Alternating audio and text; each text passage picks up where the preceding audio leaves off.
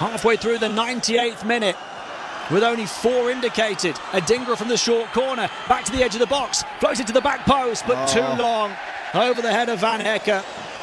And then trying to recover it behind him, Mitoma runs out of room, and Manchester City have the goal kick. It's a waste.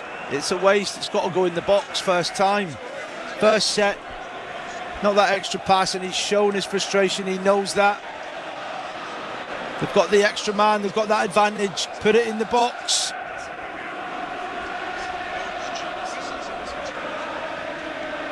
'99th minute now.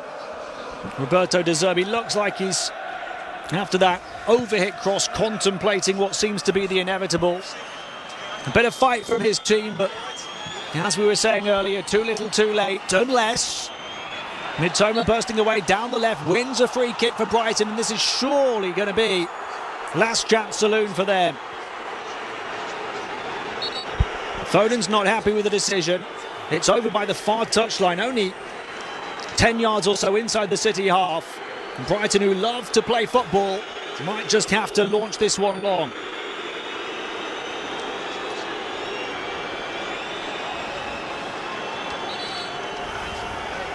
Needs to be a good one. With some quality. 8 players for Brighton ahead of the ball, 1 parallel with the taker. That's your outfield 10.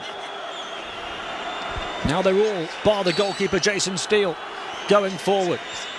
From the far side, lifted into the penalty area. Too much on that as well. Tired minds and tired bodies playing a part. Confident claim from Stefan Ortega. And that is the final touch as Manchester City survive a game in which they were dominating early on. They beat Brighton by 2-1, despite having Manuel Akanji sent off for a second bookable offence late on. Erling Haaland's goal, ending a 2-game Premier League goal drought, proves to be decisive after Alvarez had scored first and Fati pulled one back for Brighton. The final score at the Etihad, Manchester City 2, Brighton 1. You're listening to Premier League Live. One of the brightest minds in sports handicapping is on Sports Grid Radio. It's not a good number to tease. You don't want to be teasing a 10-point favorite. Warren Sharp offers predictive NFL analytics with Scott Burrell every Thursday afternoon. Whenever I have a problem, some people pray, I go to Warren Sharp. Don't submit your weekly tickets without hearing what Warren Sharp has to say. We've seen a lot of people backing the over here. The under might be the better play. Hear an hour of Warren Sharp Thursdays at 4 p.m. in the East on Sports Grid Radio, channel 159, and the SiriusXM app. Hey, Formula One fans. You don't expect your favorite team to race without helmets, headrests, or halos. So how can you expect your business to win against adversaries without the right protection? CrowdStrike, the official cybersecurity partner of the Mercedes-AMG Petronas Formula One team, has redefined safety and security for the modern enterprise. The award-winning CrowdStrike Falcon platform harnesses the speed and power of the cloud to manage risk by staying ahead of adversaries, protecting modern businesses against cyber threats and stopping breaches before they happen. By providing unparalleled protection against cyber attacks, CrowdStrike powers organizations across industries and the millions of people around the world they serve. That's protection at every turn. To try CrowdStrike for free and start protecting your business today, visit crowdstrike.com/XM. That's crowdstrike.com/XM. Wesley Financial Group is not a law firm. These are tough times for everyone, so dealing with your timeshare may not be your biggest concern. But when this passes, do you still want a lifetime of payments, fees, and commitments for a timeshare you were misled into buying? Hi, I'm Chuck McDowell, CEO and founder of Wesley Financial Group. 10 years ago, I started the timeshare cancellation industry by exposing the ugly truth about timeshares and giving folks the straight facts. I've been fighting the timeshare giants ever since, so no one knows this industry better than me and my team. Today, we have saved our clients an average of $65,000 in lifetime payments. Imagine putting those timeshare dollars back in your pocket. Give my office a call today. I guarantee if we take you as a client, we will cancel your timeshare or you'll pay nothing. Call Wesley Financial now for your free information kit. 800-722-1144. That's 800-722-1144. 800-722-1144. Hey there, it's it's Ray Hudson again. Soccer extraordinario from Sirius XMFC. The biggest and the most exciting sport in the world lives on channel 157. Hear every heart-pounding moment from the Premier League, MLS and the UEFA Champions League. Oh, what a goal! And illuminating analysis from World Cup veterans like Tony Meola. I don't give a rat's what the process is supposed to look like. We got the passion on Sirius XMFC 157.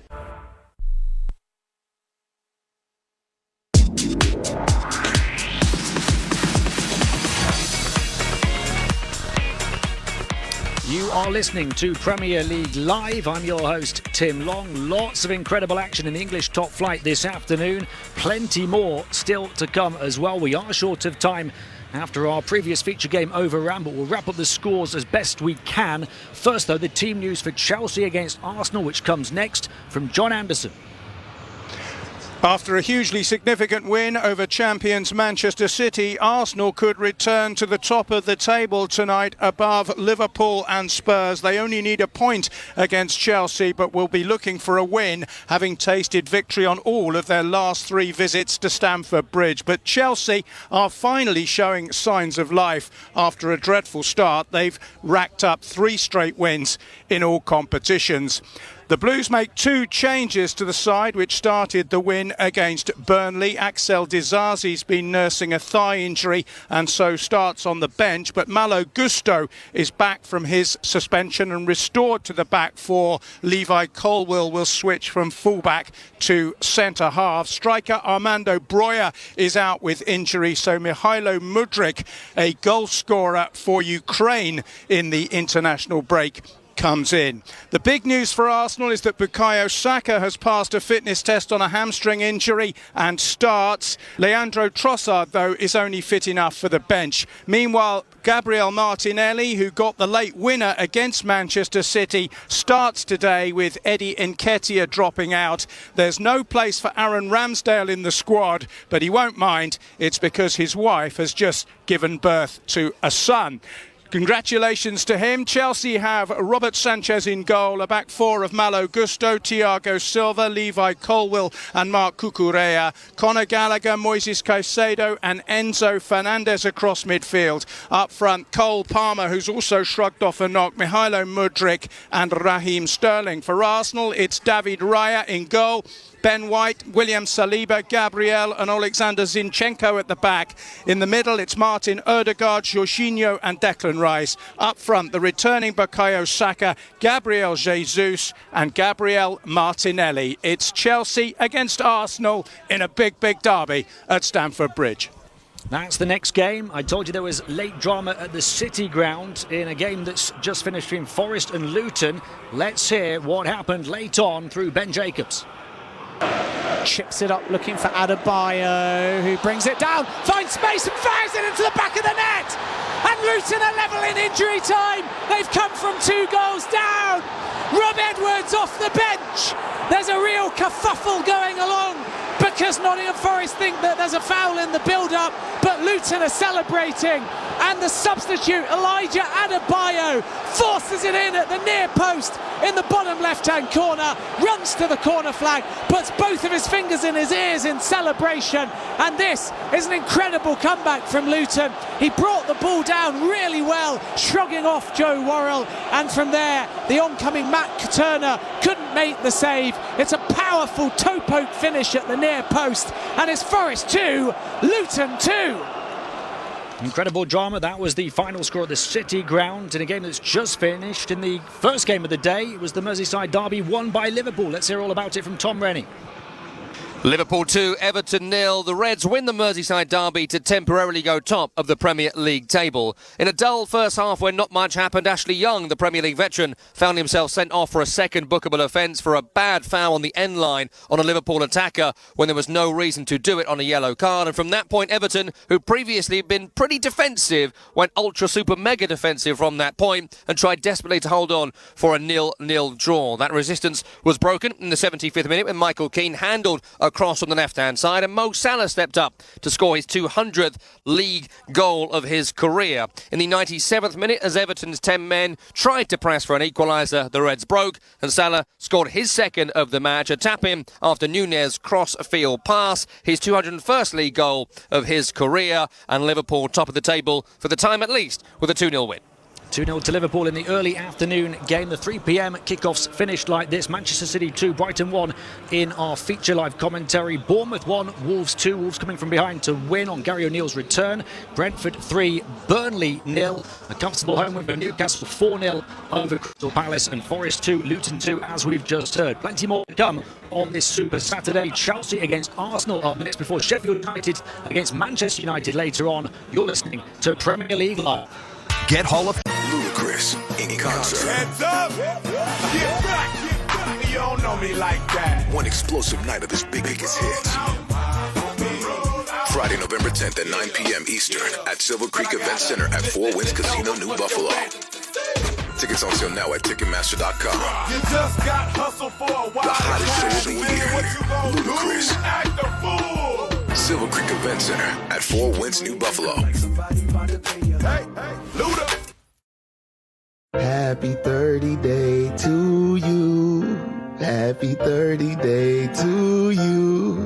Happy 30 day, dear person who bought a used car in the most confidence inspiring way possible. Happy 30 day to you. A 30 day money back guarantee is 30 reasons to celebrate.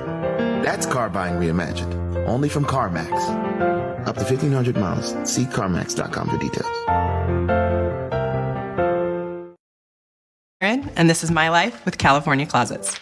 I purchased a historic home that's over 150 years old. One of the biggest things old houses don't have is closet storage and organization. And in a modern life, you really need to store a lot of things. Working with California Closets was the only way to get exactly what I needed. It really makes my life better. I finally have my dream home, and I couldn't be more thrilled about it. Visit a showroom or schedule your free design consultation today at CaliforniaClosets.com. This November, Sunday Morning Football debuts in Frankfurt, Germany on NFL Network. Hey, I'm getting no better than this. With back-to-back weeks, must-see matchups. Let's go! First, the Dolphins take on the Chiefs. For the end zone caught! Then, the Colts face the Patriots. And he's got it! So set your alarms. Game time! Then rise, shine, and watch 2 Sundays full of football. The NFL Frankfurt Games, November 5th and 12th, only on NFL Network and streaming on NFL Plus. As a truck driver, your time is valuable. It's critical that you are provided excellent equipment in tip-top shape. At Rail Transport, we make sure that when breakdowns happen, you are back on the road quickly. We measure downtime in hours, not days. Couple that with our industry-leading address-to-address practical route mileage, and you have a winning combination. It's all part of our commitment to driver success. To learn more about driving careers with Rail, give us a call at 715-591-7050 or visit rail.jobs. There's a channel that explodes with gritty guitar texture and perfect pop melodies. Sirius XM Pop Rocks serves up those undeniable 90s anthems,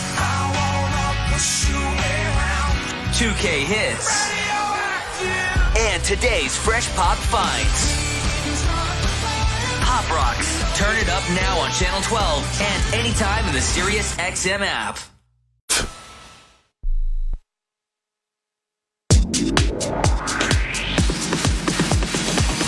Premier League live with Talk Sport. Oh my goodness me, Liverpool have given it away! Oh, that's absolutely comical. We've got every single goal, every single weekend of the season. And there's the header, and there's the goal! That's so much meat. It's the full carvery. It's the turkey, the beef, and the lamb. It's spectacular, and he is red hot. Oh, it's magnificent. It is perfection. Premier League live with Talk Sport. You're listening to TalkSport's coverage of Chelsea against Arsenal from Stamford Bridge. I'm your host, John Anderson. Alongside me is the former Stoke, Reading and Portsmouth striker, Dave Kitson. This is Premier League Live.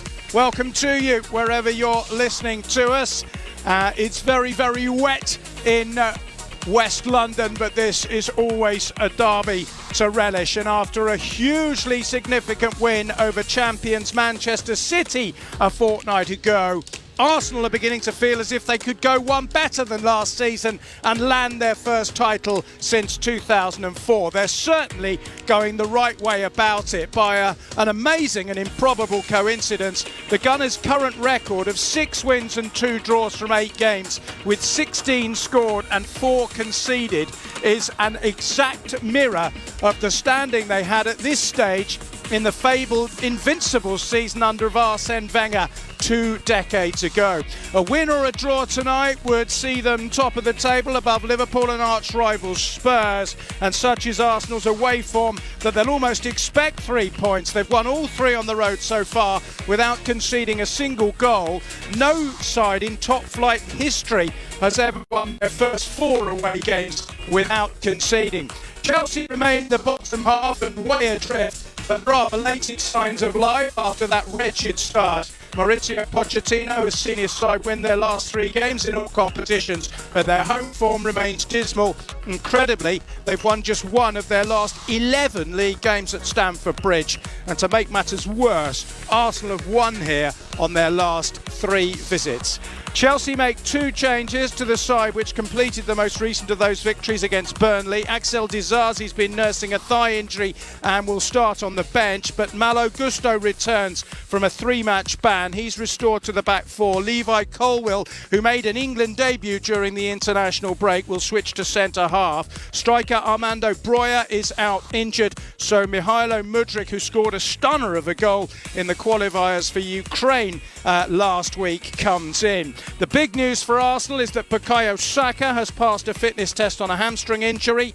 He comes in, but Leandro Trossard, who's also been injured, is only fit enough for the bench. Gabriel Martinelli, who was the late goal-scoring hero against Manchester City, starts today. Eddie Nketiah drops to the bench, but there's no Aaron Ramsdale in the squad. Nothing to worry about there. He's celebrating the fact that his wife has just given birth to a son, so congratulations to him. Before we start, I think we should pay tribute to Sir Bobby Charlton. The sad news today that one of England's greatest ever players, a member of the 1966 World Cup winning team, has died. He was renowned throughout the world, I think, not just in English circles. I'm old enough to remember him playing. He was part of an incredible Manchester United team that won the European Cup along with Dennis Law and George Best. So it's tremendously sad for my generation. But Dave, it's sad for any generation, because anyone who's ever kicked a ball will know Bobby Charlton, not just here but worldwide. Oh, absolutely. I think that's the point for me, really, is that there are very few players, even few of them who are English, that transcend the game, and whose name resonates around the world. And Bobby Charlton is certainly one. Sir Bobby Charlton, let's remember. Yes. Is just an extraordinarily gifted footballer, first and foremost. He became an extraordinary influence on the game over here. And very, very few players who can claim to have influenced generations en masse in terms of taking up the game. Maybe him, Paul Gascoigne, very, very few. And he will be sorely missed. Yeah, absolutely. It's very, very sad. Manchester United are actually playing later on. You can hear that game with us. I'm sure there will be some sort of tribute there at Sheffield United. Bobby Charlton, sadly, is no longer with us, 86 years of age. And it means that Geoff Hurst is the only surviving player from that 11 that won the World Cup with England in 1966. As I mentioned, the weather is horrendous in West London. It's been horrendous throughout the British Isles this weekend, but this is always a big derby, isn't it? I mean, Arsenal having a fantastic season, still unbeaten alongside Tottenham, but Chelsea are beginning to show that there might be something bubbling away there, because they made a shocking start, but as I say, they've got 3 wins in a row. Yeah, they have. I mean, it's I think everyone's been critical of Chelsea, and everyone's certainly had an opinion on it, not just me. I'm still on the fence about Pochettino being the right man. I don't doubt that he can get an 11 to play great football, but I think if you're going to spend £1 billion and buy every player under the sun, is Pochettino the right guy who's been proven to prefer working with a smaller squad? I'm not sure, but you're right. The green shoots actually have been there, but this is a completely different beast. Yeah, I mean, Arsenal, how significant was that win over Manchester City? Of course, last season, City did the double over Arsenal. Effectively, that settled the title in a way. But, I mean, having got that win, it's a big message, isn't it? It is, but possibly more for the fans. Yeah. Because I think that if they were to go to City, or even if City were to roll into town next week again, City would still probably win. So... look, they've broken some kind of a hoodoo. I think the column inches and the podcast minutes that were devoted to it are out of sync with reality. I still think City are the team to beat. Yeah, well, I think we'll wait and see. But Arsenal will look to push them all the way as they did last season. Let's get the views of the two managers ahead of this game. We've mentioned Mauricio Pochettino. He, of course, is in charge of Chelsea. And his opposite number, of course, is Mikel Arteta. The team is confident, the players have different mood than they were months ago. Still fighting, still struggling with some injuries or players that we cannot recover 100%, but I think we are working really hard to try to find solutions, and we are in a very positive way. Well, first of all, obviously it was my first professional opportunity in Paris, and we just arrived at the same time. We lived together in a hotel for 3 months. He was critical. He's been one of the most influential persons in my football career, first of all as a player. Without him, he took me under the arm like this, and he looked after me like a little child, a little brother. And it was a big part of the success I had in Paris. It was because of him, because he really looked after me, gave me a lot of confidence, a lot of advice, and he's been a role model for me since that day. Not only when I was a player, but as a manager as well, because we have to make the decision to leave playing and start my coaching career. He had a big say on that, and I will be always grateful to what he's done for me.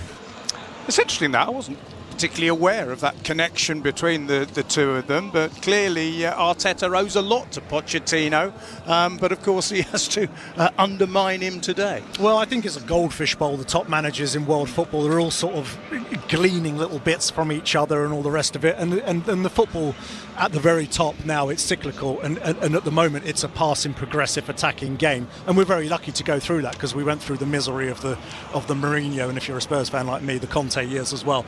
And it's always nice that good flowing football is the order of the day in the Premier League, because it's all the better for it. But I think maybe Arsenal were a little bit much further ahead in where they want to be, and that's what Pochettino is trying to aspire to. But at the minute, I don't think he even knows his best 11. Yeah, well, I've just been handed a picture actually on a phone of Mauricio Pochettino with long hair and a centre parting. He looks like some heavy metal roadie, and he's got his arm round a very youthful looking Mikel Arteta, and they do look like a sort of like not perhaps a father and son, although Mikel Arteta said that was the way the relationship worked out. But there'll be no love lost between them. Ironically, there are flames shooting across the pitch, but I'm surprised they haven't been doused by the rain that's pouring down. The two teams are in the tunnel at Stamford Bridge. Arsenal have an excellent recent record against Chelsea. They've won 6 of the last 7 meetings, including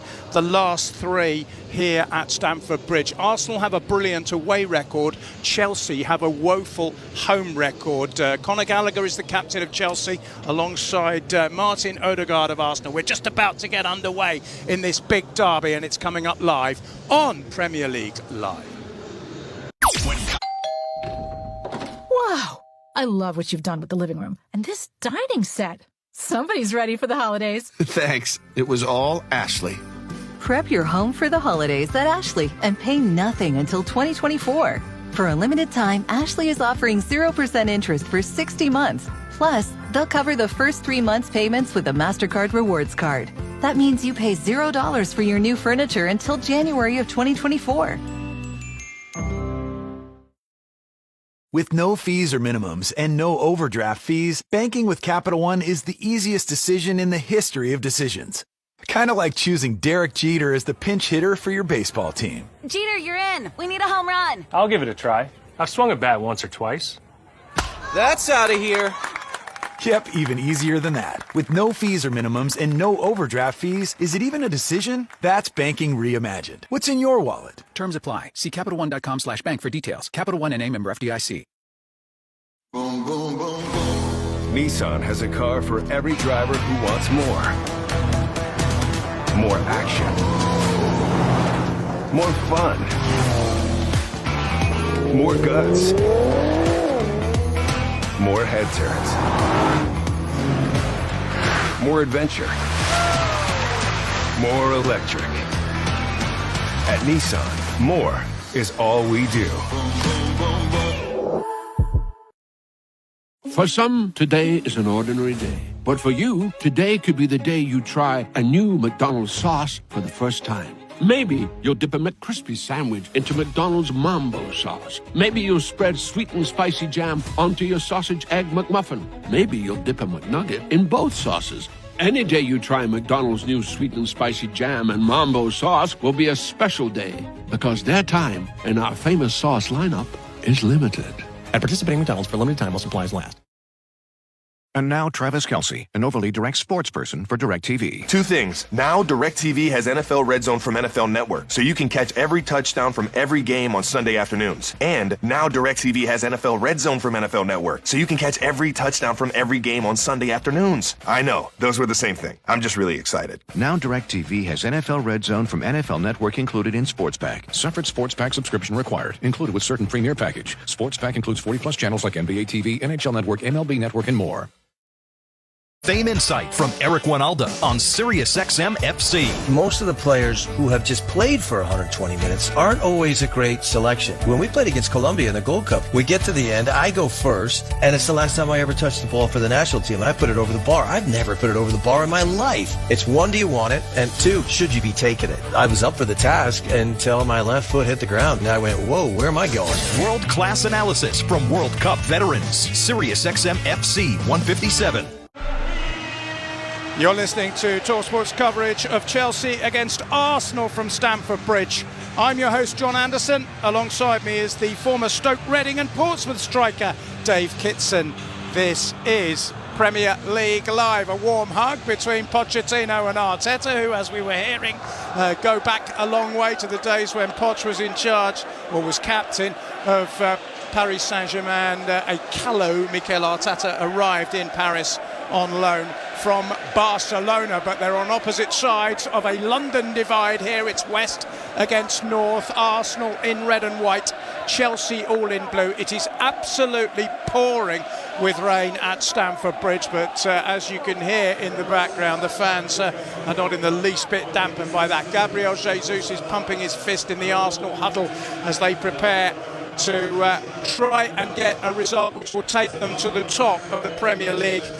They only need a point. Liverpool, of course, currently top after that victory in the Merseyside derby against Everton, who can win the London derby between Arsenal and Chelsea. But before that, we will take a minute's silence to give a mark of respect to everyone who's been affected by the ongoing crisis in Israel and Gaza.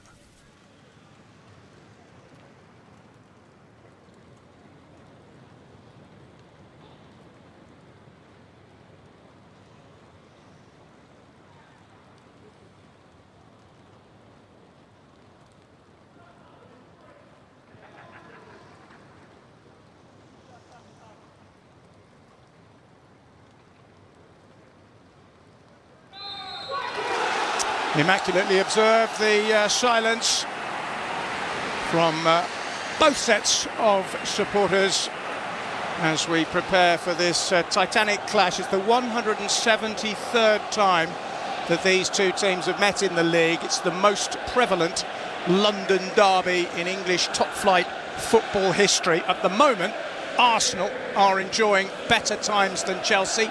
Certainly wasn't the case throughout the last couple of decades. Arsenal, of course, the Invincibles, won the title in 2004, but after that, of course, the Roman Abramovich era at Chelsea began with Jose Mourinho. It was Chelsea who were winning trophies as Arsenal went through a bit of a dip, but they're back now, the Gunners, and every opportunity here especially with Manchester City having lost a couple of recent games, although he did win today against Brighton, and they'll be aware of that.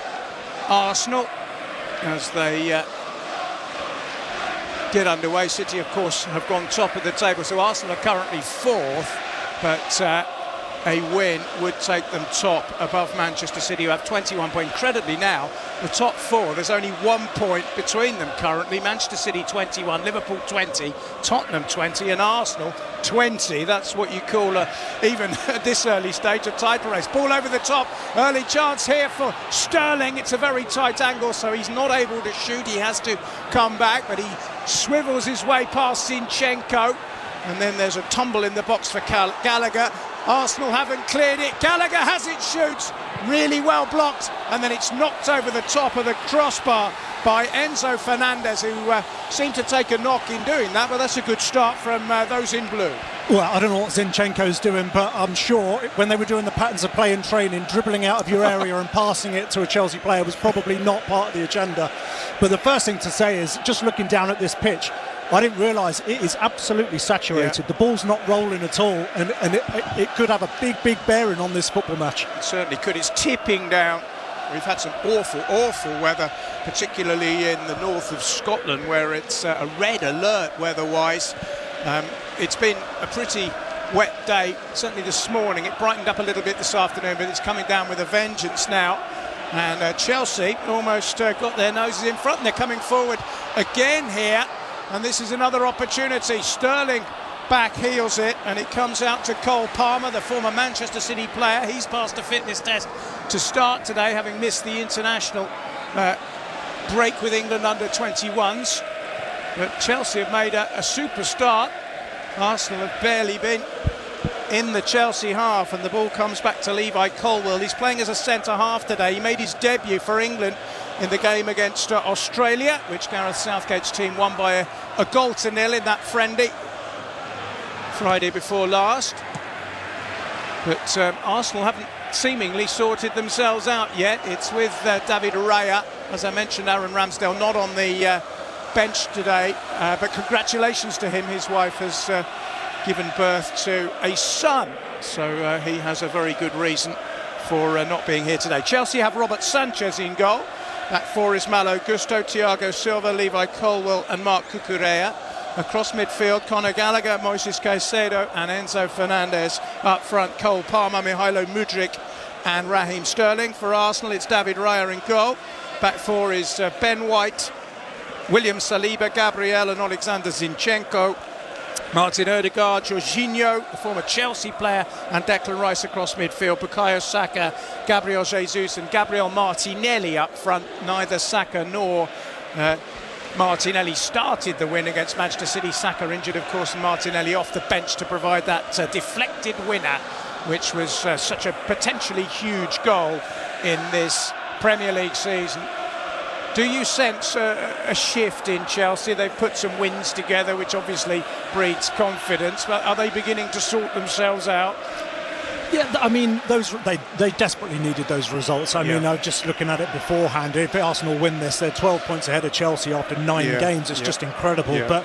But you can see that there's something occurring, at least something approaching form. But again, against teams that you would expect them to beat.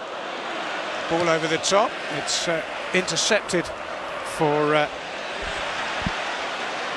Chelsea by Malo Gusto, who's back in the side. He was sent off against Aston Villa at the back end of September, served a 3-match ban, and is back in the team. Declan Rice has it in midfield for Arsenal, gets it back to Jorginho, and it comes all the way back to David Raya, both goalkeepers from Spain.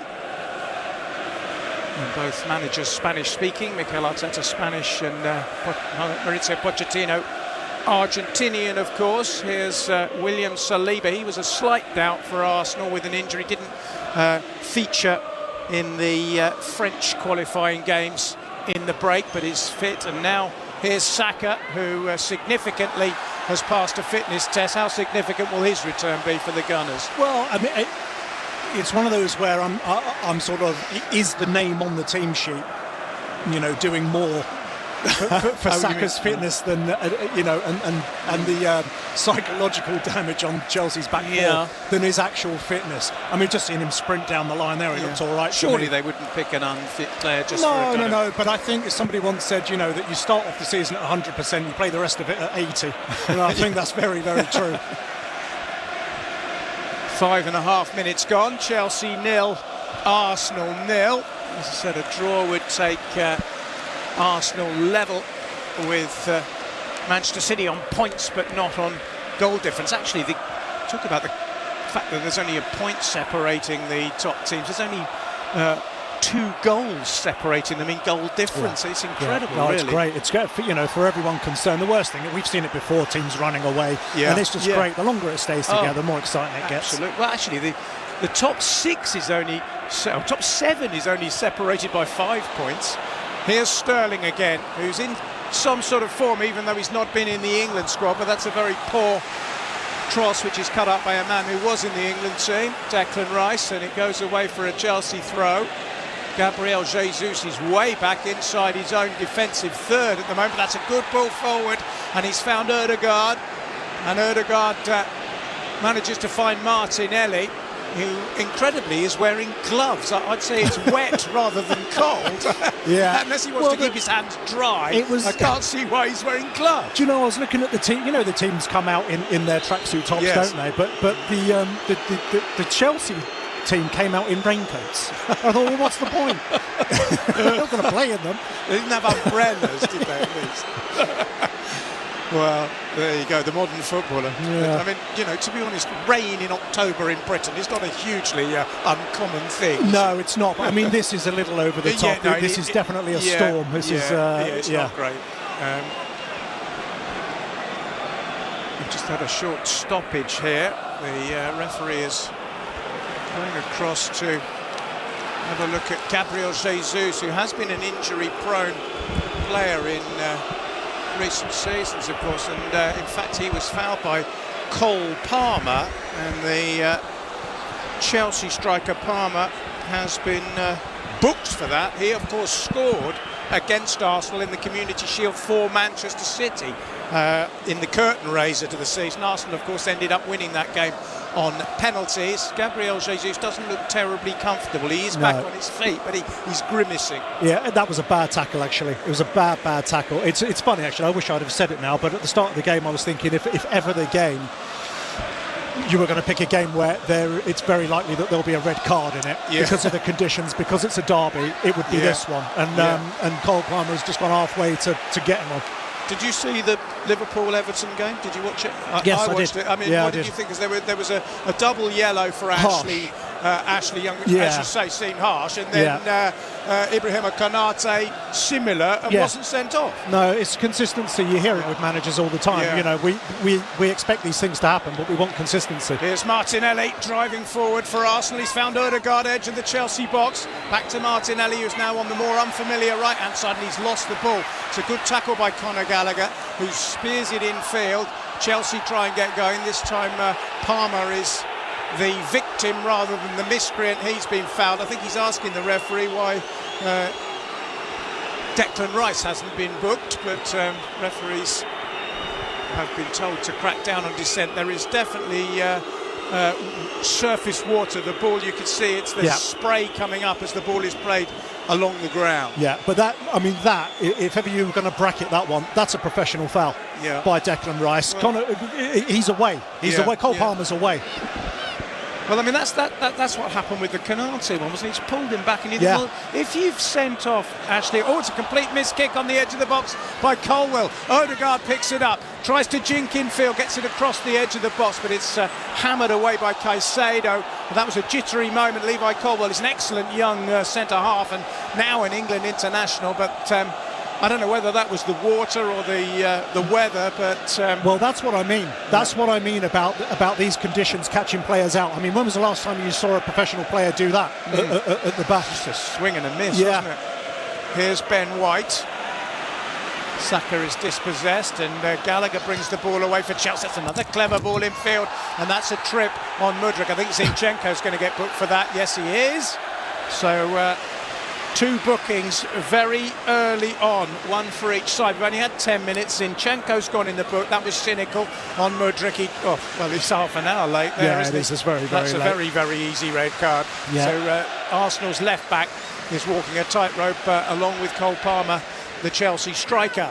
It's been a lively start, hasn't it? Yeah. Arsenal growing into the game a little bit as Cucurella gets it back to Sanchez, who clears. Nice header in field by Mudryk. And now it's Gallagher. Chelsea playing some nice stuff at the moment. This is Palmer. Out it goes further wide to Sterling on the right-hand side. Crosses into the box. Mudryk, that would have been some goal. Chelsea are claiming handball furiously. The referee is looking at his assistant, who's unmoved.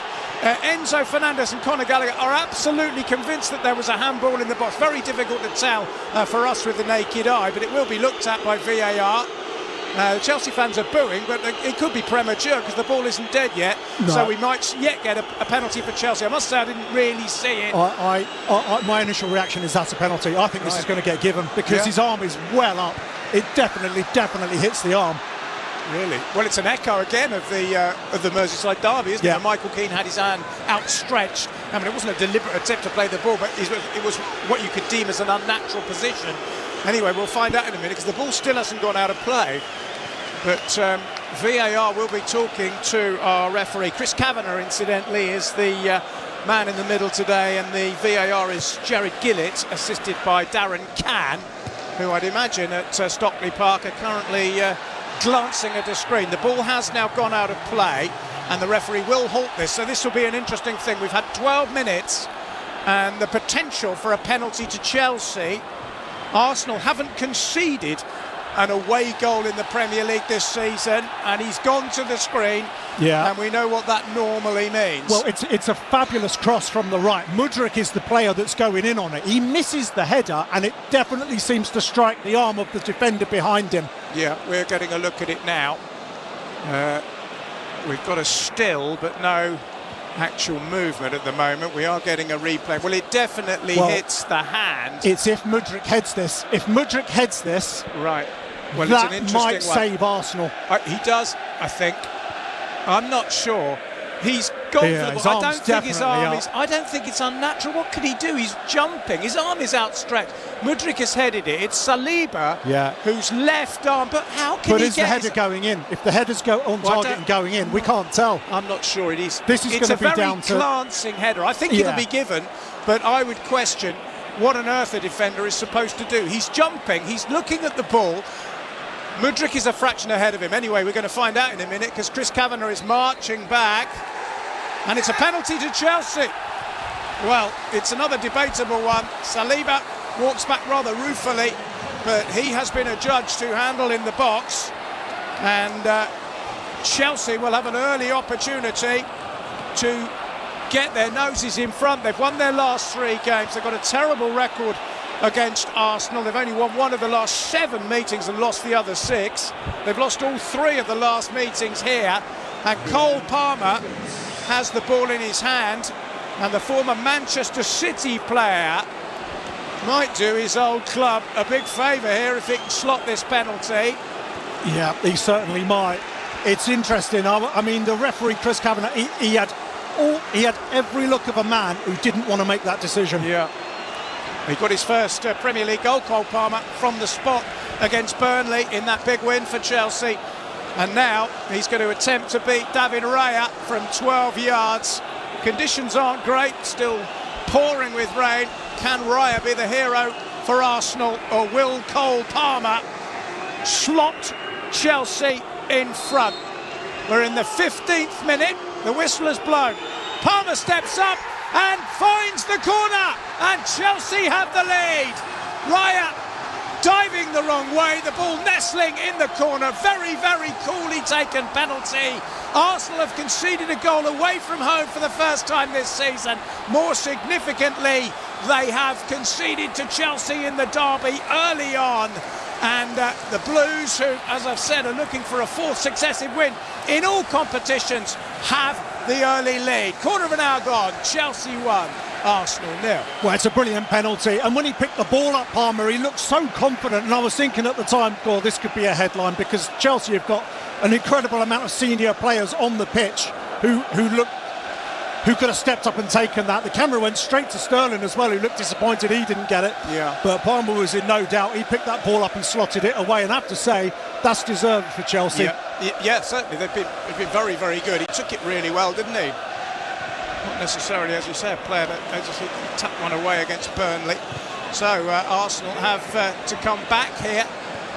As Saka has it on the near side, rolls it back into the path of Saliba, who I think is a little unlucky. I mean, it's, you know, there's no way that he deliberately handled. He was going up. No, not at all. It's just that his arm is above his head, and it's out. Yeah, it's not by his side. No, that's right. Well, I'm not sure how you jump with your arms by your side. I've never seen an Olympic high jumper jump with his arms by his sides or hers. I mean, they wouldn't get more than 2 feet off the ground. Anyway, it's an early blow for Arteta against his former mentor Pochettino. Zinchenko has it on the far side. Arsenal, of course, know that there is plenty of the game left for them to redress the situation. Keeper had no chance at all. He dived away to his left, and almost by the time his feet had left the line, the ball was arrowing into the opposite corner. Very well taken penalty. So Cole Palmer has got his second goal in successive games, and his third goal this season against Arsenal, because he got one for City in the Community Shield. So his second goal against Chelsea. He's enjoying playing them. Yeah, it was interesting, because when he got the penalty, I was sort of thinking, right, what would I do with this penalty 15 minutes in? You know, and I was thinking to myself, well, don't hit it along the ground, because the pitch is saturated, and lo and behold, what does he do? He did. Straight along the ground into the corner. You were quite a decent penalty taker, weren't you, in your day? I was just, weren't you? What I would do was, if I hit this as hard as I can, and it's accurate enough, nobody's going to save it. Yeah, and two goalkeepers proved me wrong. Well, two's not bad. How many penalties did you take? A fair few, actually. I was say, if you've only missed 2 in a career, that's not bad at all. Take my hat off to you for that. We're looking at it again from another angle. Well, I mean, it's clearly hit his hand. His hand is stretched out, but. Well, I think given the fact that the Liverpool-Everton game was on earlier, and there was an identical situation, if he doesn't give that... Well, yes. I mean, you do want consistency from him. To be fair, they've been consistent. But it does have echoes of that. Keane, it wasn't so much a high cross, it was a sort of cross. He wasn't jumping, but he had his hand outstretched. But anyway, so it's made the game very interesting. Chelsea, as we've said, have been very, very good in the opening exchanges, and they deservedly lead by a 1-0.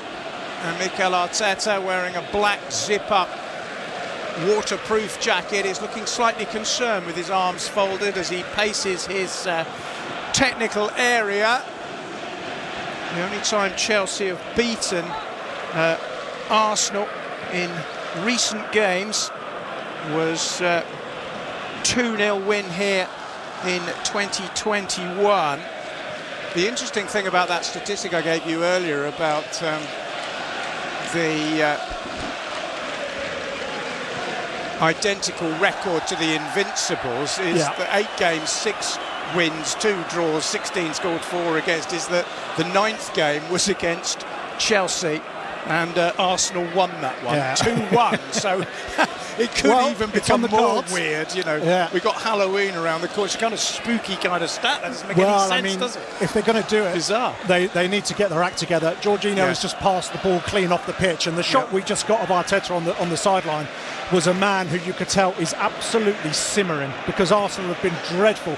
The most sloppy I've seen them probably since Arteta came in. Yeah. No, they haven't settled well at all, Arsenal, have they? And Chelsea have got the reward of that. Don't forget, you can join us, Twitter @TalkSport Live, if you want to tell us where you are and what you're doing and what you think of the game. That would be always welcome. There's a missed kick from Colwell, who's made a slightly nervy start. He played as a full-back in the last game, but because of the reshuffle, he is now playing at centre-half for Chelsea with Disasi not quite fit enough. He is on the bench, Axel Disasi, the Frenchman, but he's got a thigh problem which kept him out of France's internationals. Here's Zinchenko, that's a good ball. and Arsenal come forward here, and it's a shot across the face of goal from Declan Rice. 20 minutes gone. It's the first real attempt that Arsenal have had. He was put through beautifully by Zinchenko. You don't expect to find him necessarily in those positions, driving down the inside left channel. Rice, he was maybe a little bit too clever. He tried to think it in with the outside of his right foot, and he went past the post. Well, I think you hit the nail on the head there, which is we don't expect to see him there, and he looked like a player who didn't expect to be there, because when he got there, his composure completely deserted him, and it was neither one nor the other. So at least it was a chance for Arsenal. Here's Saka. Back it comes to Gabriel. We've got 3 Gabriels for Arsenal. One with the singular name, Gabriel Jesus and Gabriel Martinelli. All 3 of them Brazilian. Here's Martinelli on the more familiar left flank. Pushes it down the line. Rice is playing as a winger now, and he's almost got to the byline. He's half tackled. Rice tries to win it back. It's gone out of play. Chelsea have conceded the first corner of the game. Caicedo, their £115 million signing from Brighton and Hove Albion, has toe-poked the ball over the line, and Arsenal will have an opportunity from the set piece, which is going to be taken by Gabriel Martinelli. Yeah, it's a good response from Arsenal. Actually asking a couple of questions now.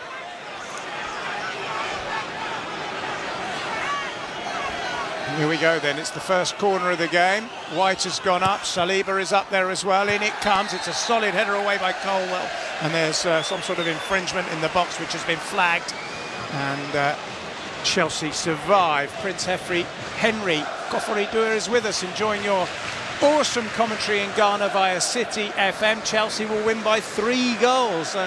Well, I think if you'd have said that a month ago, we would have said you're completely mad. But the way this game started, it's possible, isn't it? It is, certainly in the first 20 minutes. It's certainly Chelsea who have taken the game by the scruff of the neck. Arsenal have been better actually in the last 2 or 3 minutes, but yeah, it's Chelsea's to win at the moment. We're midway through the first half. It's gone quickly, hasn't it? 22.5 minutes. The goal coming on 15. And the Chelsea fans are in very good voice at the moment. And I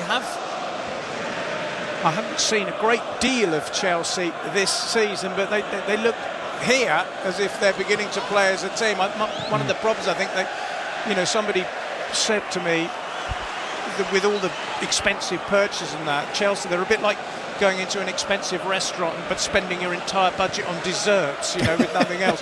And it did feel like that a bit, didn't it? But that's a good line. There's a bit of a, there's the semblance of a spine here. But an extraordinary amount of money. Anyway, here's Odegaard for Arsenal. Oh, he tries to slip it through. It was a good idea, and he's obviously capable of that sort of thing. He was trying to find Gabriel Jesus. Meanwhile, Gabriel Martinelli is writhing around on the slippery surface, having been caught there by Thiago Silva, another of the Brazilians. Well, is that 2 feet? That looks like 2 feet to me. Well, he played the ball. I'll tell you what. He's kind of scissored it. I think maybe, can you maybe make a case that the weather doesn't help and he slipped? I don't know. No, and this is the point I was making about the weather affecting a game. If ever there was a game for a red card, it's this one. Yeah. Because the ball gets away from you. He's still limping, Martinelli. That's a strong tackle. I'm sure Thiago Silva, a fellow Brazilian, didn't mean to cause him any injury. 39 years of age now. He turned 39 in September. Thiago Silva. The referee's seen nothing in it, although no, he's fine. Yeah. And we are going to restart. I think you have to mitigate a little bit because, as I say, it's easy to lose your footing in these. There was certainly no malice there. Ball touched on by Mudryk, who picks it up again in midfield, but there was an infringement by Enzo Fernandez, the Argentine World Cup winner, who was the young player of the year. It's nearly a year ago now since the World Cup. It's incredible, isn't it? Yeah, it really is. Where does it go? It's mad. But Chelsea is still good value for their 1-0 lead, but Arsenal have got back into the game a little bit, and they're starting to show us what they're capable of after a pretty ropey opening 10 minutes or so.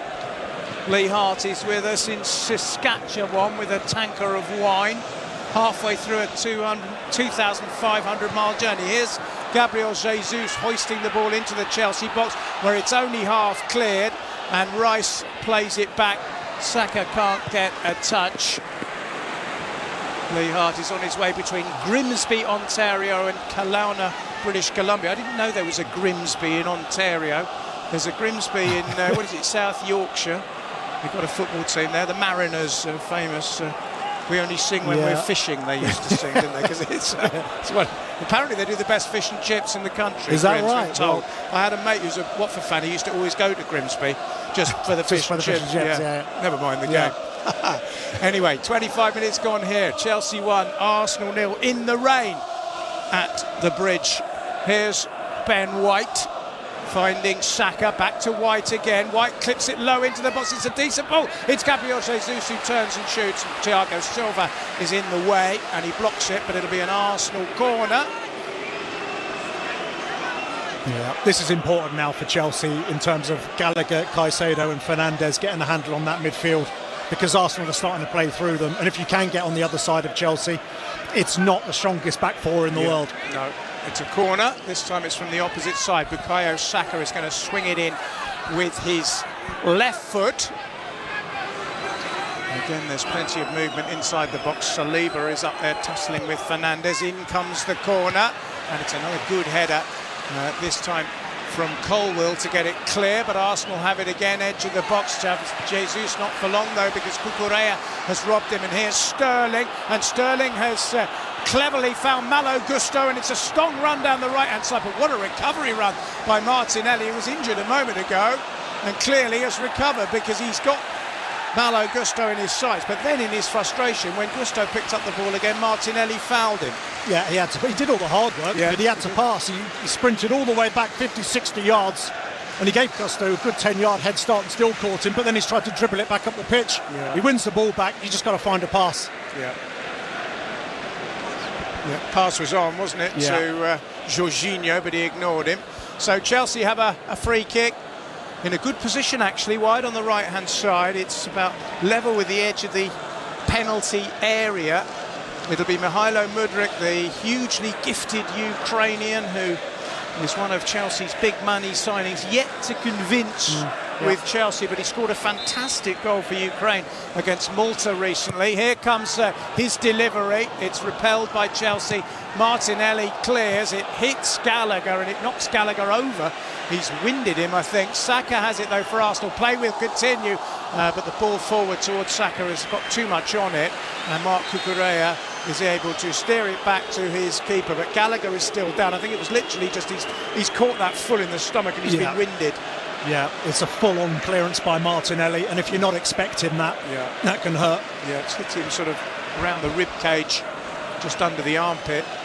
David Raya is attending to Conor Gallagher. I'm not sure what David Raya's medical qualifications are. They probably need to get a physio. And meanwhile, the Arsenal players are able to take a break, take a drink, and Mikel Arteta has been quite animated with his. What's he saying to them? Yeah, well, he's saying we've got to get to grips down that right-hand side. We shouldn't have Martinelli sprinting back 50-60 yards. We should be able to deal with that. 28 minutes gone. Gallagher just watching a replay of the incident before the penalty kick itself, where Palmer and Sterling seem to be having quite a sort of animated discussion about who would take it. I think Sterling clearly wanted to take it. Gallagher is the captain. He wasn't involved. I mean, surely they have a designated penalty taker, do they not? Well, you would have thought so. It's strange because I think we referenced it in the commentary that the camera had cut to Sterling. Yes, we obviously weren't privy to those pictures. Here's Gallagher coming forward. He slipped it through. It's a useful ball. Oh, and it's a fraction wide from Palmer again, off his left foot from 18 yards. It only a couple of inches away from the foot of the left-hand post of David Raya, but Gallagher with a lovely burst through midfield. Useful ball too. Palmer with a clever turn, and that's not far away. Well, Mikel Arteta must be fuming, because how can Conor Gallagher pick the ball up on the sideline and run past three Arsenal players without a challenge? They're extraordinary. Yeah, especially having just picked himself up from being winded for 3 minutes. Arsenal have given it away again, but Chelsea aren't able to do anything with it.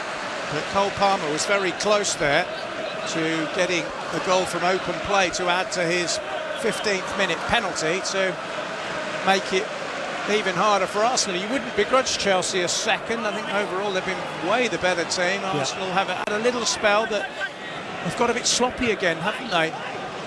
Ball is headed down the line though towards Martinelli, who takes on Thiago Silva. Colwill with the cover, and he's tucked the ball away. Is it a corner? I think it is a corner, not a throw. So Arsenal have had more of the set pieces than Chelsea, but they haven't made anything of them as yet. Martinelli looks as if he will take this one from the left-hand side. It's out. It'll be an in-swinger off the Brazilian's right boot. He's making his 100th Premier League appearance today. Gabriel Martinelli, the winner against City. He's taken the corner short and received it back from Ødegaard. Now here's Jorginho, once of Chelsea, of course. Into the box it goes. It's headed back, but then away by Thiago Silva. Jorginho won the Champions League and the Europa League with Chelsea before joining Arsenal. Raya, wearing a lime green goalkeeper's kit, has played the ball rather impetuously straight out of play on the halfway line. Yeah, and I think that sums up the energy and the effort of Chelsea in the fact that that was a corner that they've cleared, and the person chasing it down at the other end as it's being played back to David Raya is Cucurella. Yep. He's another one who perhaps hasn't quite captured the hearts yet. Yeah, of they the let him Chelsea know about fans, it. But Yeah, I felt for him. It's good to see him back in. It takes a strong personality to come back from that. Yeah. Takes a strong personality to have that haircut as well, doesn't Certainly it? does. Certainly does. He says he'll never change it, so it's part of it. He's not going to be popping around the barbers anytime soon. Maybe he's like Samson, he gets his strength from it. 32 minutes played, Chelsea 1, Arsenal 0. And Chelsea good value at the moment, despite the fact that Arsenal have had more possession. They've done less with it than Chelsea have. And a moment ago, Cole Palmer was fairly close to making it 2-0, but not quite. Here's Saliba, whose handball led to the penalty kick. Back it goes to David Raya. Defeat for Arsenal would, of course, be good news for the likes of Manchester City, Liverpool and Tottenham, who would all stay above them in the Premier League table. Were Chelsea to win this one, Chelsea would move up to 8th. Of course, last season they finished 12th. It seems incredible that Chelsea finished 12th. Their lowest finish since 1994, the first time they've missed out on a European campaign since 2016. But there do seem to be a few little green shoots of recovery here, certainly about this performance. I think Pochettino will be absolutely delighted with the way this game has gone so far. But of course, 1-0 is a slender lead, and Arsenal do have quality. We haven't seen it yet from Ødegaard, really. We haven't seen it from Saka. The odd burst from Martinelli, but it's not been the proper real Arsenal yet, has it? No. And Caicedo and Fernandes and Conor Gallagher, they're doing a really good job of denying space to Ødegaard. And Martinelli as well, we can see he's come inside now trying to get on the ball. And Arsenal just have to go back. It's a good shape from Chelsea. Caicedo, of course, with a few eyebrows raised about the fee, but he's obviously a quality player. Here's Saka, that's nicely channeled across towards Ben White on this near side. When White switches the play to the opposite flank, where it's Gabriel Jesus. Haven't seen a huge amount from him either, and we won't hear because Gusto has got the ball away. Gusto, who likes to get forward down the flank, but has defensive work to do also, which he did well there against Gabriel Jesus. Zinchenko heads it forward, heads it straight out of play.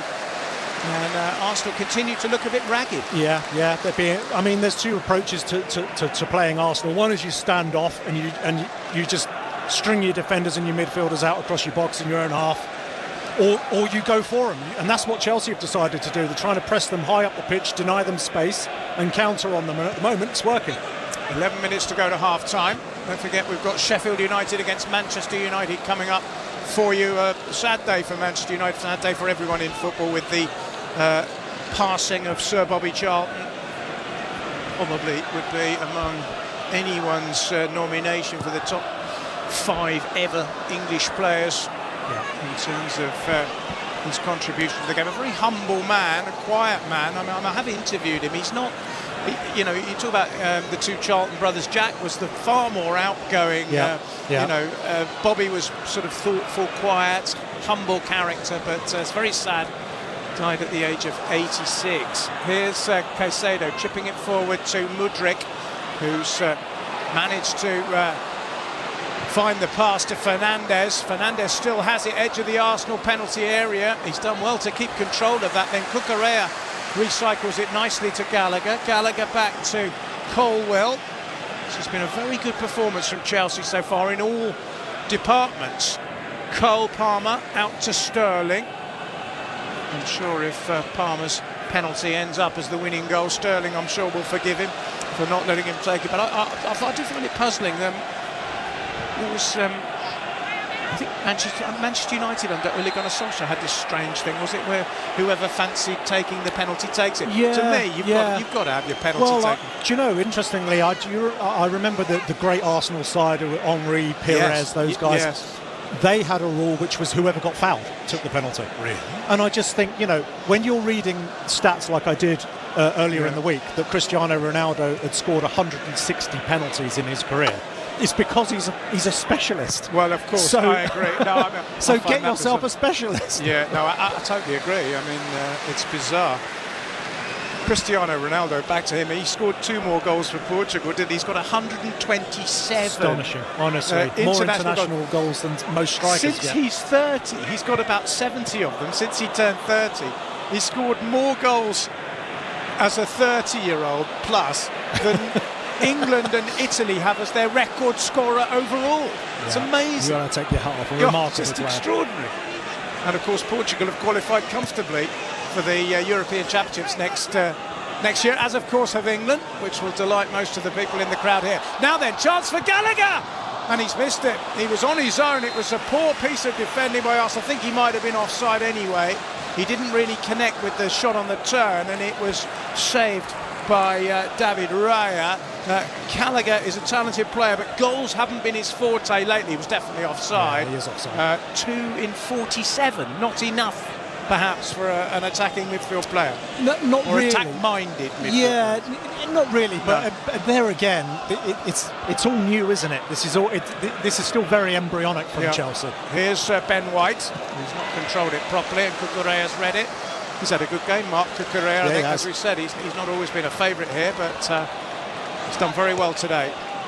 But here are Arsenal on the ball inside the Chelsea half with Ødegaard. Finds Gabriel, who got the winner here last season in a 1-0 victory for Arsenal. They generally do well on this ground, but they haven't done well so far today and are deservedly behind. Martinelli, though, has 8 or so minutes to try and put that right. It's an extravagant and rather needless back heel by Zinchenko, but Arsenal have it back now with Declan Rice, who finds a square ball to Saliba. Saliba to Saka. Saka just fends off the attentions of Cucurella and finds a diagonal pass. It's chipped away across towards the far side. Declan Rice does well to win the header and find Martinelli, who brings it down. Rice again. Now Zinchenko for Arsenal. And Saliba. Bit of space for Saka potentially down this left-hand side. Closed down quickly by Cucurella. And then he's lost it to Mudryk. Mudryk is fouled. And Chelsea just take the sting out of that Arsenal attack with a free kick, which they'll be very grateful for. Yeah, I mean, on the face of it, it looks better from Arsenal in the fact that they're keeping the ball, but they've gone nowhere. They've gone both flanks.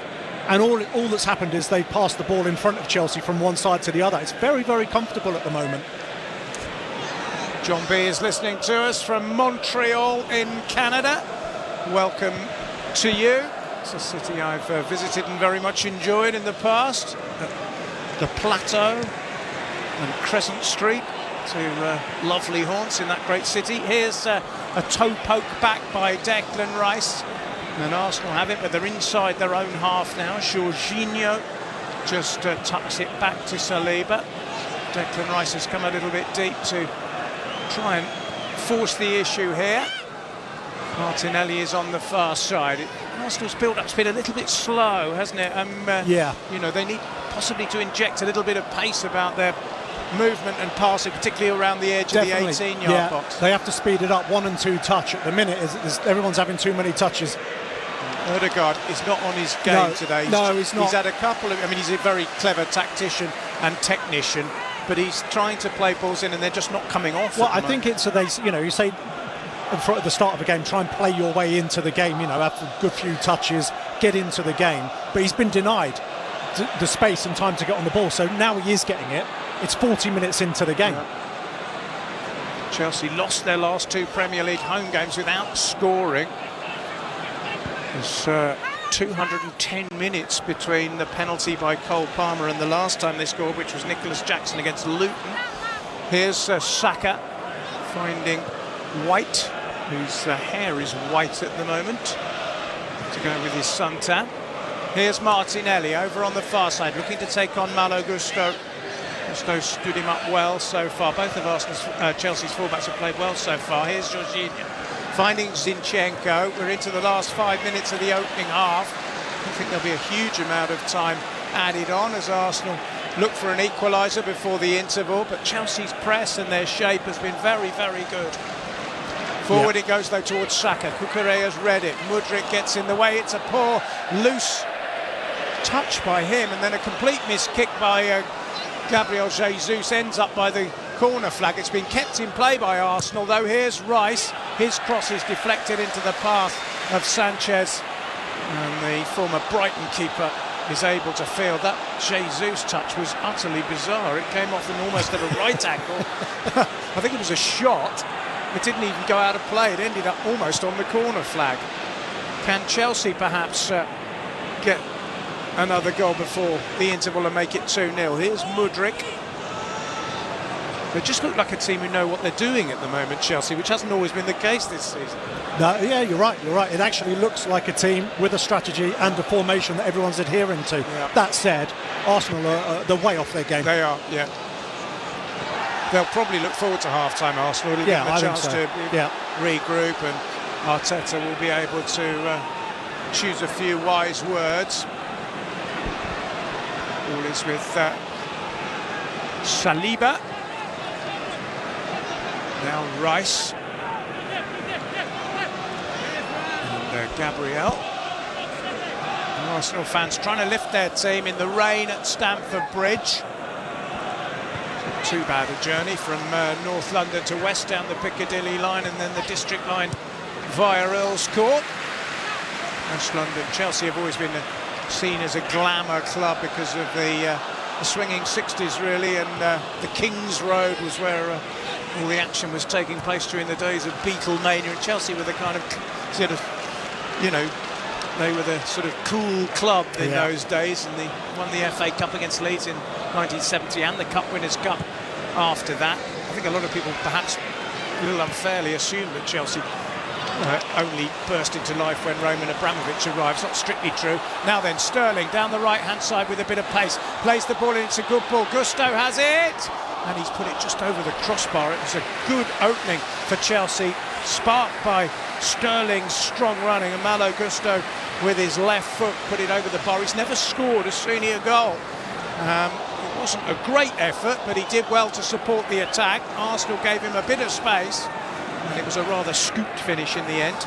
Yeah, it wasn't a natural finish, was it, on the left foot from Gusto, who's playing at right back, but you can't begrudge him taking the shot. He's on the edge of the box. Former Lyon man, £31 million, a relatively cheap acquisition by Chelsea's standards. We're almost up to 44 minutes as Gabriel Jesus is blocked, and that will be a free kick to Arsenal, which is a little bit needless because the ball was a poor one, and Thiago Silva has blocked him and has got a booking as well. Thiago Silva on Gabriel Jesus again. Yeah, he's digging out his fellow countryman. Yeah, there's not much sort of Brazilian bonhomie going on, is there, between... Well, it's definitely a booking, but the silly thing is that it wasn't a very good through ball, and he didn't need to clatter him, did he? Exactly, went straight through to the keeper. But now Arsenal, instead of the Chelsea goal kick, have a free kick of their own. Ødegaard is standing over it. It's midway inside the Chelsea half. He's taking it quickly in towards Rice, who gets to the byline. There's an offside. Tried to take it quickly. Declan Rice has gone too early. And the linesman's got his flag up. That will infuriate. That really just sums up the half for Arsenal. It does. Yeah, he has. It's a correct decision. It's not Odegaard's fault. It's actually the one through ball that Odegaard's played cleverly that's worked. And it's been messed up by an early burst from Rice who correctly got the flag. So Chelsea won't mind. I said they haven't had the best of times against Arsenal recently, but here's Fernandes. That's a beautiful switch away towards Raheem Sterling. There are 2 minutes to add on at Stamford Bridge. Sterling into the box, he goes down. I don't think it's a penalty this time. I think that was momentum. The referee doesn't look as if even he's going to talk to his VAR. Sterling is still on the ground. That to me looked like a stumble rather than anything else. Arsenal pump it forward, and Thiago Silva at 39, when you consider that Martinelli is 22, has outpaced him there. Still got the ability. He reads the game brilliantly, doesn't he? Yeah. You know, in days of yore, you wouldn't really get 39-year-old players. It was quite rare, but now, you know, the careers seem to extend. It's the sort of the conditioning and the diet and everything. Oh, Cucurella has chipped a lovely ball across towards Sterling, who's kept the ball in on the far side. It's Raheem Sterling. Can Chelsea finish the half with a fanfare? Palmer, and now Enzo Fernandez, urged to shoot but doesn't. It's a poor effort from a long way out, and it's gathered very, very comfortably by David Raya. We're looking at the Sterling penalty situation. Definitely not. No. It just runs into traffic. Yeah. It was a brush against an Arsenal player, but nothing more. And his own momentum took him down more than anything. Yeah. But he didn't appeal too much, to be fair, did he? I think well, it's not been a game of a huge amount of chances, but the ones that there have been have gone to Chelsea. Cole Palmer almost scoring from open play, having converted the penalty. Header by Gusto goes out of play. There might be just time for Arsenal to take this throw and then try and create one more moment, or maybe one moment of, I was going to say a moment of havoc inside the Chelsea box, but there hasn't really been any, has there? No, it's been very, very comfortable. There is the half-time whistle. Chelsea in the ascendancy and very, very deserving of their lead, given to them in the 15th minute by Cole Palmer, a penalty kick following a handball by William Saliba.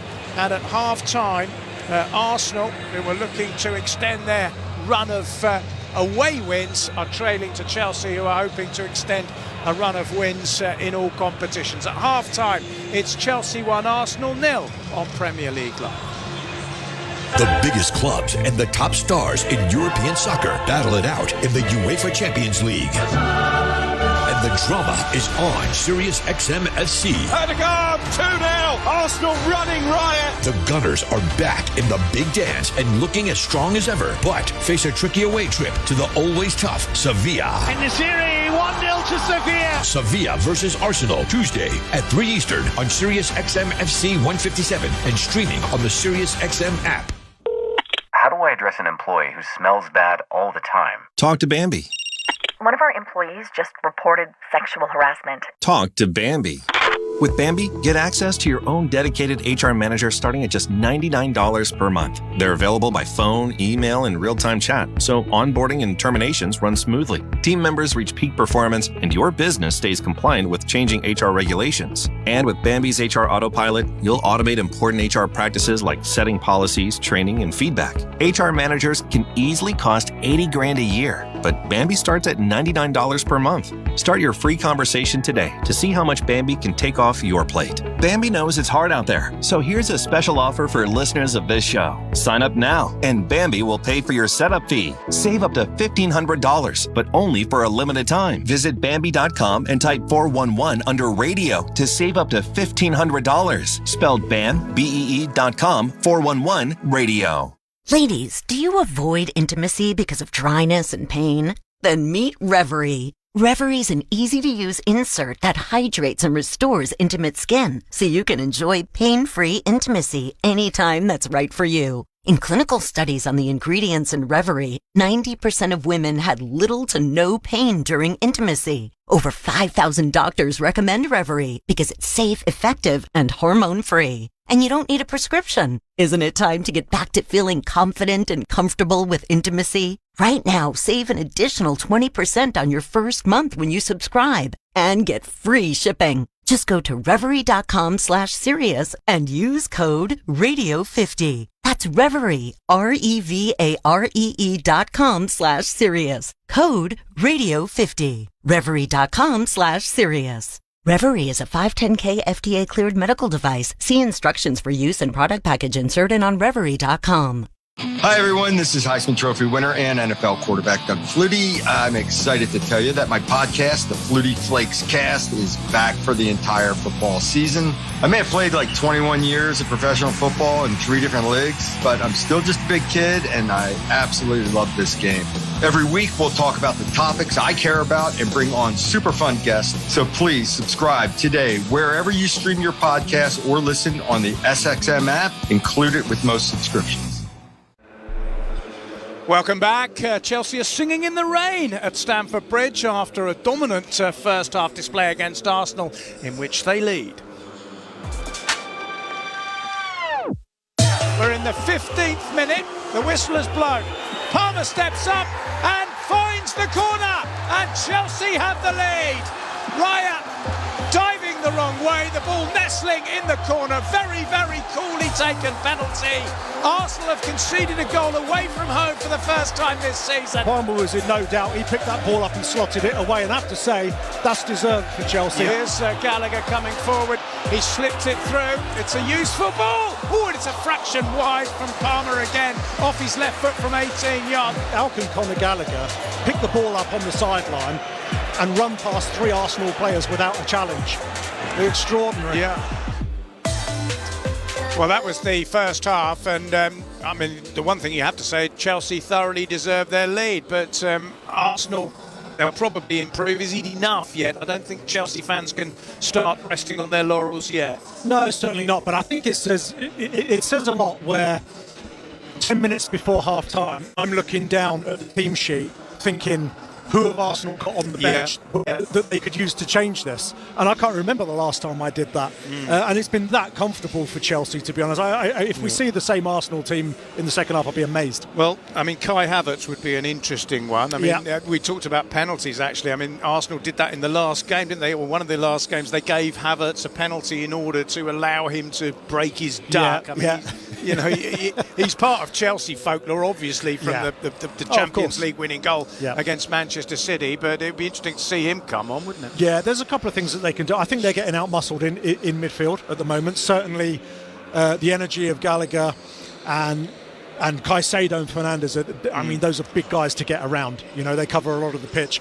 And Arsenal are just not finding those little balls accurately enough or often enough to be able to create anything against it. It's very, very easy. And when you consider as well that Chelsea's back four, it is not the best back four in the Premier League by any stretch, but it looks so comfortable at the moment. Yeah.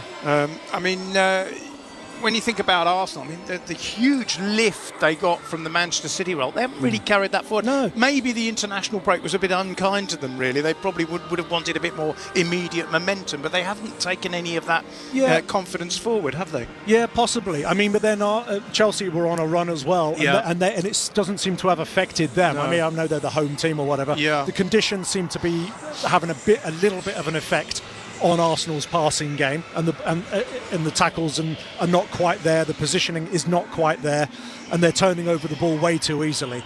But you know, we expect better from Arsenal. They haven't laid a glove on Chelsea. No, I mean, and Chelsea, I mean, you know, this is their worst start to a Premier League since 2016. You know, they're still in they started the day in the bottom half. They've got a poor record in recent derbies against any London club. I think on 4 of the last 14, but it looks to me as if Pochettino's just instilled them with a bit of belief, and that's probably where you start, isn't it, as a manager who's trying to knit a team together. Belief is a key thing. Yeah, certainly. I mean, and when you look back at some of the player interviews from his days at Southampton, from his days at Spurs, all those guys who are young guys, young teams that he had there at Southampton and Spurs, they all say the same thing. He made me feel $1 million. You know, he made me me feel that I was the best player on the pitch. And how do you do that when you've got a £1 billion squad, multi-millionaires everywhere? Well, he's found a way. That's what good managers do. And the other thing about Chelsea, of course, is a lot of the players who aren't playing, they've had terrible injury problems. Reece James is back on the bench. So is Ogachukwu, I think. Badiashile is back. But they're missing all kinds of players. Nkunku, Chalobah, Breuer, Chukwuemeka, Chilwell, Fofana, Lavia. I mean, you take those back, they've got a fantastic squad in all areas. Yeah, they've got the best. Yeah, honestly, an unbelievable bench, an unbelievable squad when it's all fit. But at the moment, if you showed somebody that bench, you'd think, well, whose is that? Yeah, absolutely.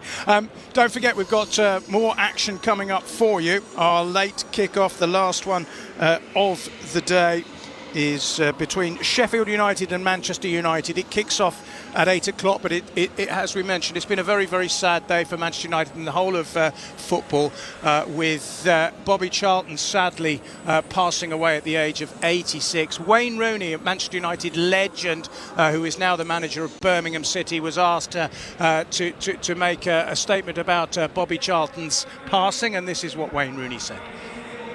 Yeah, obviously still a bit in shock, coming out to half time and coming off the second half and hearing the news, and so still in shock really. So sad day for football, sad day for his family, of course. Like to pass on my condolences to them, and but yeah, ultimately still a bit in shock. He's a great and absolute legend of the game, and as I say, win the World Cup '66. European Cup in '68, after what he'd been through, obviously with the Munich disaster in '58, I think he's had a great life, but it's just always a sad moment when someone passed away, and obviously we know he's had his issues over the last few years and not been too well, but it's always a shock when you hear the news. I've had many conversations with him about football, about other things as well, and he was the first to congratulate me when I got his record at Manchester United as well. So he's been a massive help, not just to me but for many players throughout the club throughout the years, and a huge ambassador of the club, and he'll be sadly missed but never forgotten. Yeah, fine words from Wayne Rooney. He's talking about the Manchester United goal scoring record. Bobby Charlton had the record. Wayne Rooney eclipsed that. He also eclipsed Bobby Charlton's England record. Bobby Charlton had 49 goals. Wayne Rooney went on to eclipse that, but of course Harry Kane is now the top scorer for England, having scored again for England in the fine win against Italy. I'm sure there will be a moving tribute to Bobby Charlton before that game at Sheffield United, and we will be covering that one for you. What are we expecting from the second half here, particularly from Arsenal? Well, Arteta has to do something, I think, in terms of personnel, if they're going to get something from this game. And he does tend to be one of those managers that doesn't hang about. If he wants to make a change, he'll make it. But and you look at Jorginho and you think, well, is he affecting the game really, or is it passing him by? He would be the one I'd look at to get something more attacking on. Yeah, absolutely. Well, we've got the second half coming up for you very shortly. Chelsea leading through Cole Palmer's penalty on 15 minutes, and thoroughly deservedly so. Can Arsenal bounce back in the second half? We'll find out in just a couple of moments on Premier League Live. Ladies, if you think a pelvic floor disorder is just one of those things that women have to live with, I can tell you that is a myth. I'm Dr. Margaret Mueller, urogynecologist and reconstructive pelvic surgeon, now at the University of Chicago Medicine in the North Suburbs. Our elite team is correcting pelvic floor disorders, so you can laugh, jump, sneeze, without worrying about, don't live with it another day. Go to uchicagomedicine.org/urogyne to find out how. Boom, boom, boom, boom. Nissan has a car for every driver who wants more. More action. More fun. More guts. More head turns. More adventure. More electric. At Nissan, more is all we do. Power Penny days are back at JCPenney. Through Sunday, shop hundreds of deals $15 or less all across the store. Like our Home Expressions Quick Dry Bath Towel, now $5. Women's long sleeve tees, only $9 each. And men's graphic tees for $15 each. With prices this low, it's easy to get more of what you love. JCPenney. Make it count. Offers valid on select styles through 10/22. Exclusions apply. Power Penny deals excluded from coupons. See store or jcp.com for details. 1 in 8. That's how many people have worked at a McDonald's. Who serve millions the best Big Mac and best birthday party they've ever had.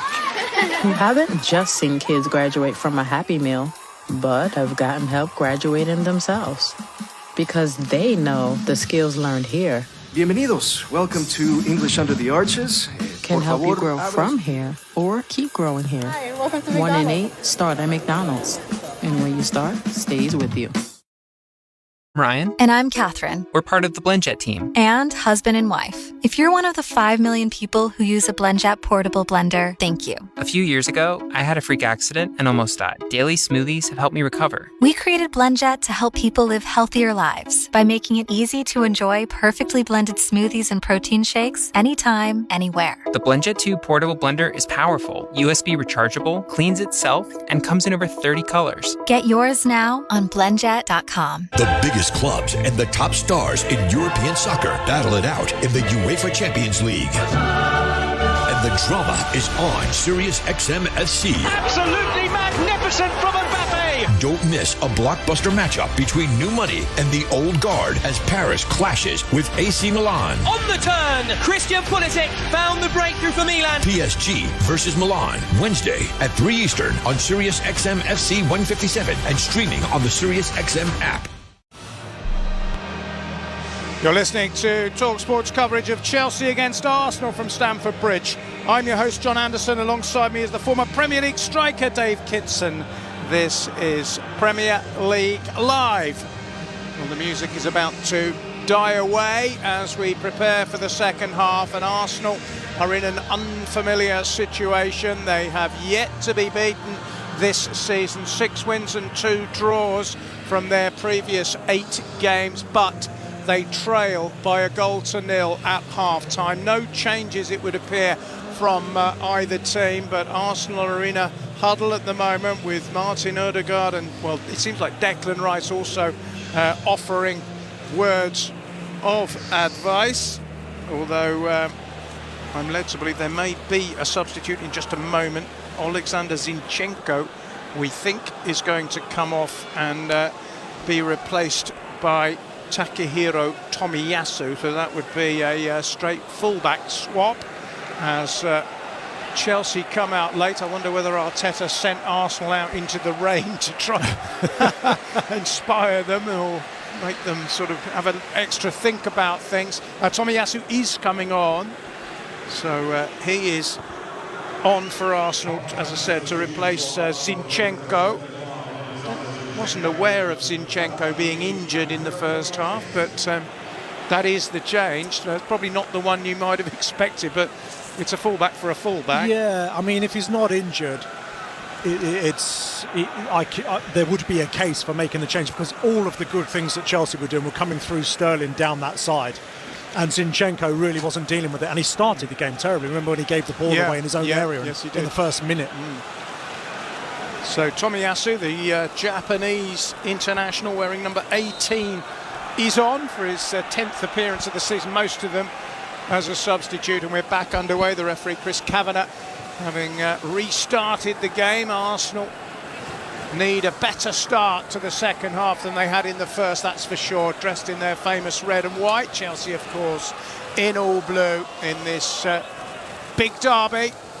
Arsenal, who had a 100% away record coming into this game, hadn't lost away from home since they were beaten by Nottingham Forest towards the back end of last season. They haven't conceded since that Taiwo Awoniyi winner for Nottingham Forest, but of course they have now with Cole Palmer's 15th minute penalty, which was expertly dispatched after a handball in the box by William Saliba. And Chelsea deserved that lead. Here's Jorginho clipping it forward. Jesus gets his head on it. It's hooked away by Gusto, but he's sliced it. It's a bit of an up and under. Ødegaard tries to get there. Thiago Silva gets it clear again, and then it's knocked away by Colwill. Now Saliba for Arsenal, who also won away in the League Cup at Brentford. But they could leave Tottenham as the only team unbeaten at the start of the season if they lose this game. Well, an early sign of intent from Arsenal in the fact that Jorginho has hit the ball forward right in behind Chelsea's back line. And I can't remember the last time Jorginho hit a ball over 10 yards ever. Yeah, it's he certainly hasn't had any impact on the game, as you said. Ex-Chelsea man, of course. Here's Jorginho on the ball now, an Italian international, but of course of Brazilian birth. Won the Euros with Italy, but not featuring in the recent squads. Here's Ben White clipping it back, and it's been nicked by Conor Gallagher, who had a very good first half, and he's driving down the left-hand side for Chelsea and finds Mudryk. Mudryk on the edge of the penalty area. It's a useful looking cross. It's gone in. Oh, it's a second goal for Chelsea from an unlikely area wide on the left-hand side. Mihailo Mudryk just drifted it in. Raya got up. He got a hand to it. He couldn't prevent it from nestling in the net, and that's a real shock for Arsenal. 2 minutes into the second half, and Mihailo Mudryk, who scored a fantastic goal for Ukraine in the international break, has come back to West London and scored his second goal of the season. I'm not quite sure how that went in, but it did, and that's all that matters for Chelsea. They lead by 2-0. Well, it's one of those ones where it just punches you in the stomach as a manager. Arteta, everything he said in the changing rooms has gone out the window thanks to a fluke from Mudryk. An outrageous fluke. And you know, when he hit it, I thought that's got a chance, because Raya, I don't know, he's so far off his line, and I don't think he needs to be out there, but he's toe poked it. Mudryk, he's trying to cross. There's no way he looks across, doesn't he? He's not looking at the goal. Yeah, he's looking at who he's going to try and pick out. Actually, Raya didn't get a hand to it. It's gone Is the goalkeeper in. to blame I for think that? he's too far out. I think he's in an awful position. I mean, look, you can't legislate for the fact that Mudryk has sort of miskicked it off his left foot, but he's miles off his line. Well, that's, as you say, a sickener for Arsenal, because to concede is bad enough, but to concede in that manner, there's a foul there by Cole Palmer, who has already been booked. So Mihailo Mudryk, who came from Shakhtar Donetsk for £88 million, has doubled Chelsea's lead early in the second half, and now it really is backs to the wall for Arsenal, who simply have to get back into this one, but just haven't looked like doing so. First half they were poor, and I mean, you could argue if that goal had come at the end of the first half, it would have been well deserved. The second half has been obviously a little bit more even, but Mudryk has got a bit of luck, and you need that sometimes. Oh, but Chelsea have given it away. Here's Saka. Cucurella tries to tackle him. It's Jorginho. It's Jesus who can't get the header in. The ball breaks loose. No foul, and Arsenal continue. They have it with Martinelli on this left-hand side. They need to get back in quickly. Martinelli trying to get beyond Gusto. Gusto has forced him back, but Martinelli still has possession of the ball, but he's going the wrong way at the moment. He tries to play a crossfield ball. It's picked up by Saliba. Chelsea fans are singing their hearts out at Stamford Bridge. The weather's slightly better than it was. The rain not as torrential as it was at the start, but they don't really care because, well, they could be on their way to a fourth successive win. This could be the game that sparks a Chelsea revival in many ways. Martinelli into the box. Declan Rice dashing forward. But again, Chelsea, who've worked really hard as a unit, they look like a team. Martinelli swirls the cross in. Jesus is beaten in the air by Thiago Silva. Conor Gallagher then heads it clear, and Caicedo gets it up to almost halfway. But Arsenal knocking on the door at the moment. Since Chelsea scored, they've had all the possession. Here's Tomiyasu finding Jorginho in centre midfield. Ben White is on the right-hand side. Further down that flank is Saka, and Saka's got past his man and he's crossed it and it's flapped away by Sanchez. Martinelli will pick it up on the edge of the box. Chelsea having to concentrate hard here as Martinelli rolls it back to Gabriel. And now it's Jorginho, and now Saliba, and it's a misplaced pass by him. And Enzo Fernandez gets it away, and Mudryk will bring it forward for Chelsea. Up towards Sterling. Sterling tussling there with Tomiyasu. He claims he's being held. I think he's got a case, but the referee's not given it. I think he was being held, but nothing given. Pochettino was jumping up and down in his technical area, understandably. All Arsenal now. The Arsenal fans from North London try to lift their team. 2 goals down, but threatening here. But that's a bit of a mix-up in midfield, and they've gone back into their own half. Well, a peculiar goal for Mihailo Mudryk, but one which he will have enjoyed, as will all of the Chelsea fans inside this stadium. As will fans of Manchester City and Tottenham Hotspur and Liverpool, I've no doubt, particularly the Spurs fans. Here's Declan Rice, though, coming forward. It's a useful ball, it's Martinelli. Martinelli looking for room for a shot, does shoot, it deflects and wide. Corner Arsenal. Brilliant block, brilliant block. Martinelli looks up at the heavens, because I think he knows if that doesn't get blocked, that's going in. It's right in the corner. It comes off the knee of Thiago Silva. It's a good response from Arsenal. Yep, it is a good response. We've had 7.5 minutes of the second half, in which they've conceded a second goal, but in pursuit of one that would potentially turn the game on its head. It's Bukayo Saka who will deliver the corner from the far side. He slipped as he took it, but it almost drifted into the net, and Sanchez had to claw it away. I think the slip by Saka almost changed the direction of the ball. He almost crept in under the crossbar. He didn't mean it at all. Yeah, he's claiming he's being fouled, but it's actually his own player that's standing right behind him, Cole Palmer. Yes, and he had to flap it away, and it's another corner to Arsenal, this time on the near side. Well, that was, good goalkeeping in a way, because the keeper must have looked at the way that corner was being taken, not expected to end up where it did. No, and it's funny actually, because he's just turned around to Ben White and said, "Was that you fouling him?" He's pointed at Cole Palmer, saying, "It's your own player." Yeah, don't blame me. Corner again to Arsenal then. It's been a positive reaction to the second goal. It's very deep, but it's headed back and wide. And Gabriel, who, as I said, got the winner for Arsenal last season here, not able to affect the scoreline today. It remains at 2-0. We're getting a very good replay of where David Raya was when the cross came in. He's quite a long way off. He's 3 yards off his line, isn't he? Way off his line. It's not a great position. I don't think Mudryk meant it. No, is it possible that he would have spotted the keeper and chipped him? I don't know. He's trying to hit. He was looking across, wasn't he? He's trying to hit Sterling on the back post, who was actually on his own, and and you can see him glance over at Sterling. He's totally mishit it. Yeah. But if Raya's on his line, he just plucks it out the air. Keith Magnuson is with us, working and rooting for my Gunners in Miami Beach. Need a strong second half. Well, it hasn't quite worked out for you yet, Keith. There's a photograph of what looks like the back end of a boat on the water there. So there's more water tipping out of the sky in London than there is. I don't know whether that's the Atlantic Ocean or whether it's a lake, but it looks very nice. You've got a much better blue sky than ours is slate grey in West London. Scott is also with us. I've taken my daughter to the park, hit the gym and had a haircut. I'm having a haircut, all while listening to TalkSport Live. Brilliant. Well, it's, these dull chores. I'm not suggesting that taking your daughter to the park is dull, but the gym probably is better off if you've got something to listen to, and good luck with the haircut.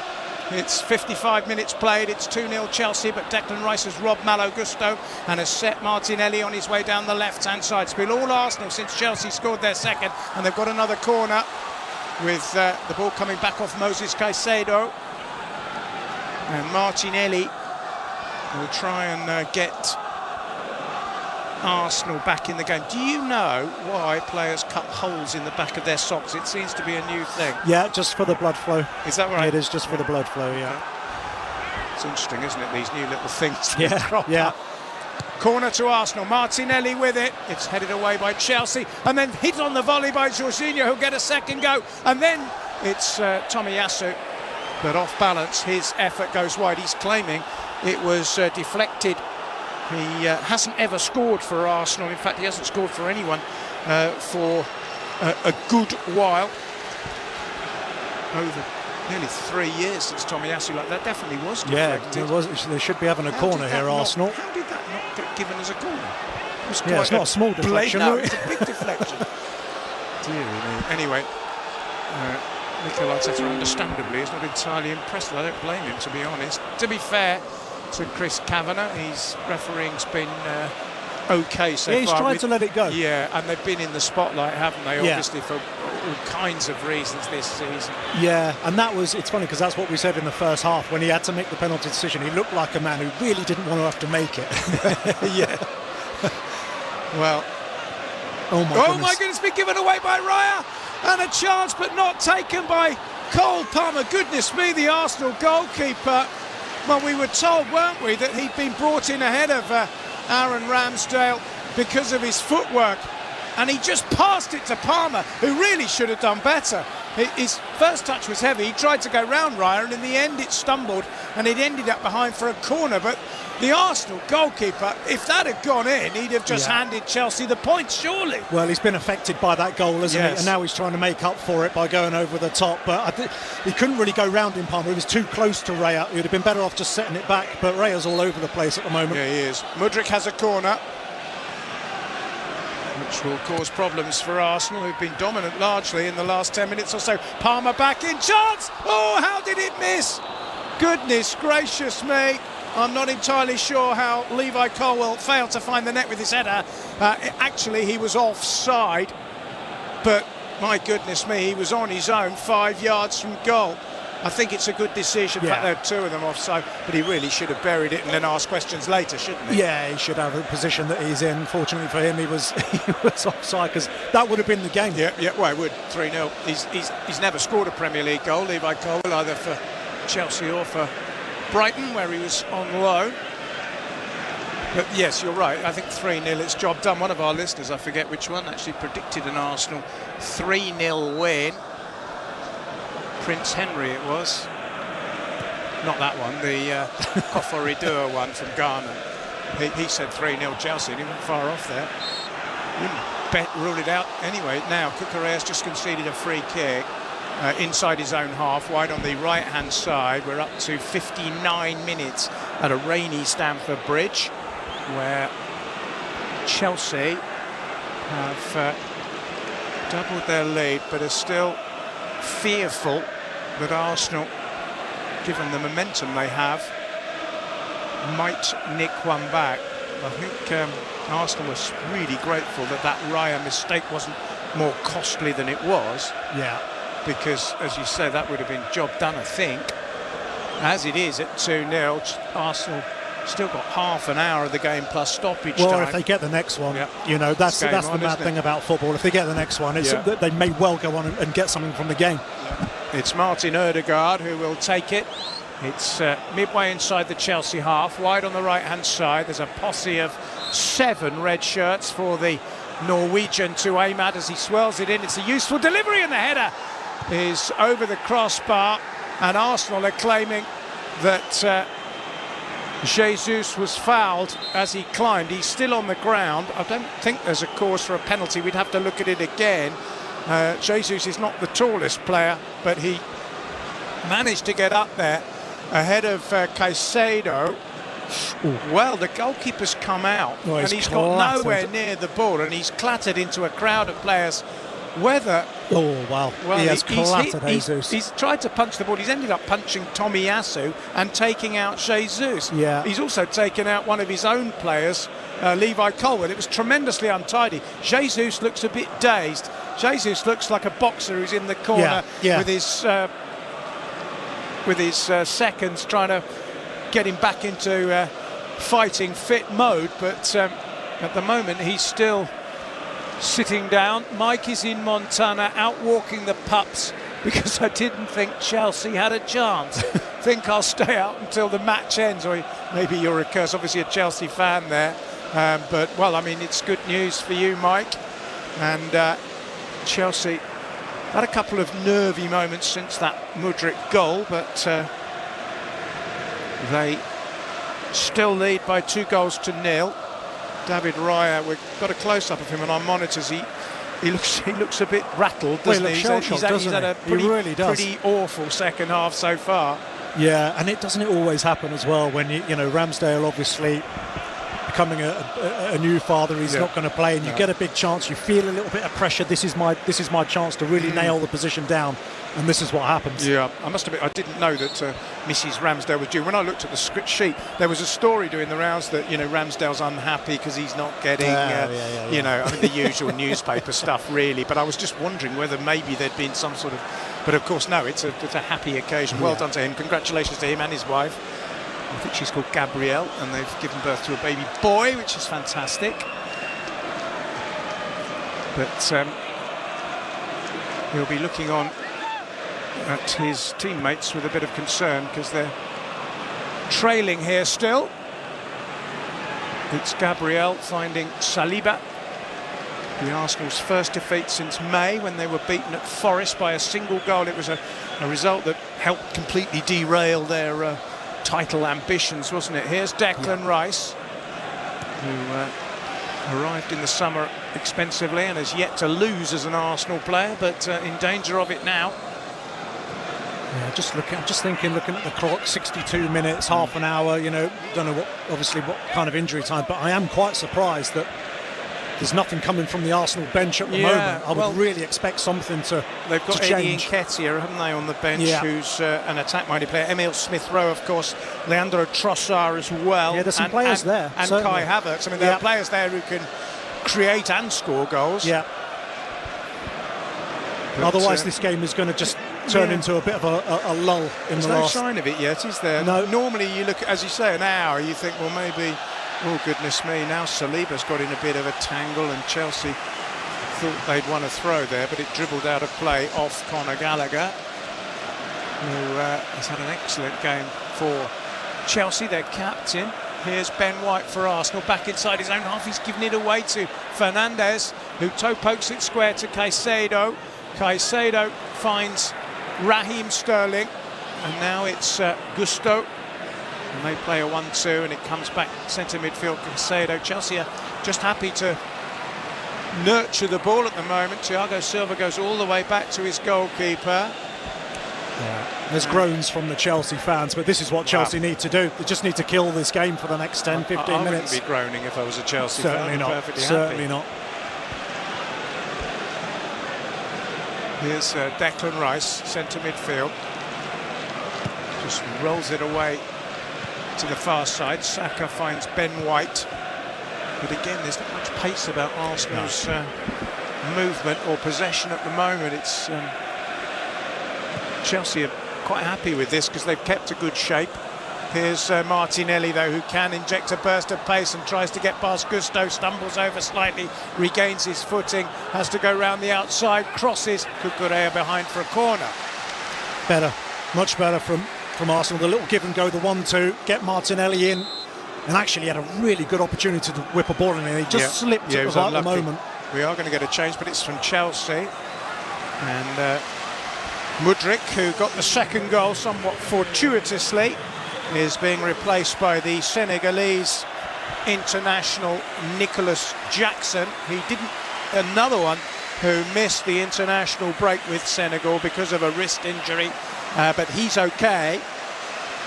We look at a replay of Mudryk soaking up the adulation of those Chelsea fans behind that goal when he drifted that ball into the net. Jackson has scored in his last 2 games, victories against Burnley and Brighton. Both of them in the last 2 games, as I said. So he's on. He's a player again who I've seen a bit of him. He looks like a player who needs a bit of a confidence boost, and maybe those 2 goals will give him that. Arsenal have a corner. Bukayo Saka off his right foot. his left foot to swirl it in. It's an awkward one. It's a header by Gabriel, which is blocked. It comes out to Martinelli. Arsenal fans were screaming for some sort of handball there. I didn't see that at all. Here's Tomiyasu, and now Gabriel again. And Martinelli. Chelsea have worked really hard. Ball is long. It's towards Sterling. It's Raheem Sterling, goal side. He pushes it in towards Jackson, who could score with his first touch, but he's taken the wrong option. Not only has he tried to go round Raya on the blind side, he's allowed the keeper to claim it off him. It's very hesitant front play. I'm not sure what was worse, the goalkeeping or the finishing. Well, both were pretty bad. But anyway, here's Saka. And now Jorginho. And Saka, and it's in towards Jesus, and it's a brilliant interception by Thiago Silva. It comes out to Ødegaard, who's probably, I would say, had his poorest game of the season for Arsenal. He's been so good for them, but today it hasn't quite clicked, but we know he's got the quality. Here's Tomiyasu, and now Gabriel, and Martinelli, who loses the ball. Jackson just lays it off to Cole Palmer, who's had a fairly quiet second half by comparison with the first when he scored a penalty. And then Mr. Chelsea, the reason we're laughing, he's come off the side of the pitch and Pochettino's grabbed him and given him a hug. He said, come on, son. That's the closest he's been marked all game. And yeah, the only person who's got to grips with it. Double substitution for Arsenal. Gabriel Jesus is coming off and is being replaced by Eddie Nketiah, another player who made his international debut during the break. Nketiah, and Jorginho is being replaced by Emil Smith-Rowe. So Nketiah, who scored a couple of goals against Chelsea in a 4-2 win here a couple of years ago, has come on. Smith-Rowe, who's been a bit unfortunate with injuries. Anyway, here's Malo Gusto driving forward for Chelsea. He finds Palmer. Palmer trying to wriggle away from a challenge, has done well to get into the box. He's still there. He gets to the byline, but it's good defending by Tomiyasu just to get his body between the Chelsea player and the ball and make sure that it goes out for a goal kick. Yeah, a few too many touches from Palmer. Just getting a replay of a chance earlier for Jackson, who's just come on. And it was like a standoff, wasn't it, from the goalkeeper and Jackson. Jackson didn't seem too keen to finish. Well, I don't know why he went round that side, really, because he went away from goal. But bizarre moment, anyway. Yeah, I mean, he's born in Gambia as a Senegalese international. He's only 22. I don't think he was particularly well-known or heralded arrival, but he's, as I said, scored in his last two games, which is always good for a striker. But he didn't look confident there, did he? No. Here's Thiago Silva, who always does tend to look pretty confident with the ball at his feet. Finds Palmer. And again, Chelsea are happy to just knock the ball around. 69 minutes played at Stamford Bridge. Time running out for Arsenal. Here's Conor Gallagher finding Marc Cucurella. Cucurella on the left-hand side, edge of the penalty area, just inside the box. Now it's a good ball. Here's Sterling. Brilliant tackle by Gabriel. That would have definitely been 3-0 had Gabriel not put a foot in there, because Sterling had taken it almost past him, but he's managed to nick it away. Good play by Chelsea, though. Yeah, Arsenal are there for the taking now. Yeah. I think the fight has gone out of them somewhat. Well, Nketiah is on to try and install a bit of fight and maybe a goal, as is Emil Smith-Rowe. Here's Gallagher sliding over. Smith-Rowe finds the ball in midfield and knocks it back to Tomiyasu. And Smith-Rowe's giving it away now. It's Palmer! Oh, he's got it all wrong. I knew what he was trying to do. He was trying to curl it in at the far post, but he's curled it 3-4 yards wide. Yeah, we had Jackson in front of him. He just needed to get it into Jackson's feet and let him have a go at it. It was too difficult for Palmer from there. Actually, Palmer's done really, really well in this game, but he's just started to look a little bit leggy in the last 5 minutes. Yeah. Well, he has had an injury which hampered him during the international break. So he's played for 70 minutes here. There's going to be a yellow card here from referee Chris Kavanagh, and it's going to be shown to Marc Cucurella, I think. Yeah. For a foul, but he's had a good game. Yeah, he has. He's done very well. I mean, the thing about Chelsea, I think, which will please them the most, is it's hard to think of a Chelsea player that hasn't really had a good game. They've all done reasonably well, haven't Yeah, they? yeah. Well, it's been one of those performances where no one's been absolutely outstanding, but they've all been 7, 8 out of 10. Yeah. You know, and that's been enough. Yeah, absolutely. Yellow card confirmed for Cucurella, who's among a number of players who've been booked. Thiago Silva and Cole Palmer also for Chelsea. And Zinchenko was booked in the first half for Arsenal, but he's gone off.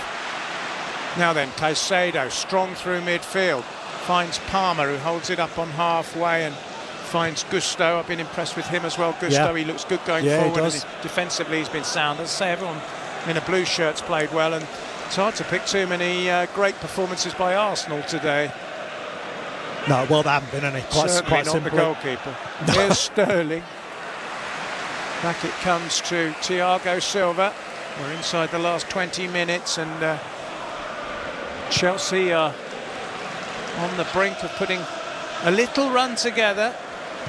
It'll take them to 14 points were they to win this game. It's still a long way off the pace when you think that Arsenal have 20, but the season is in its relative infancy still. We only have 9 games, so they would move within 2 points of Brighton and Hove Albion, who were beaten today by Manchester City. Liverpool winners in the early kick-off in the derby against Everton, and Newcastle with a resounding win against Crystal Palace by 4-0, and they are 5th at the moment, but 4 points behind Arsenal, assuming that Arsenal lose this game, which they are by 2-0 at the moment.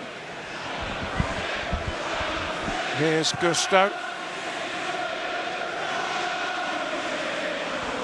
Shall we sing a song for you? Is the Chelsea fans taunting the bedraggled and rather miserable Arsenal contingent? Yeah.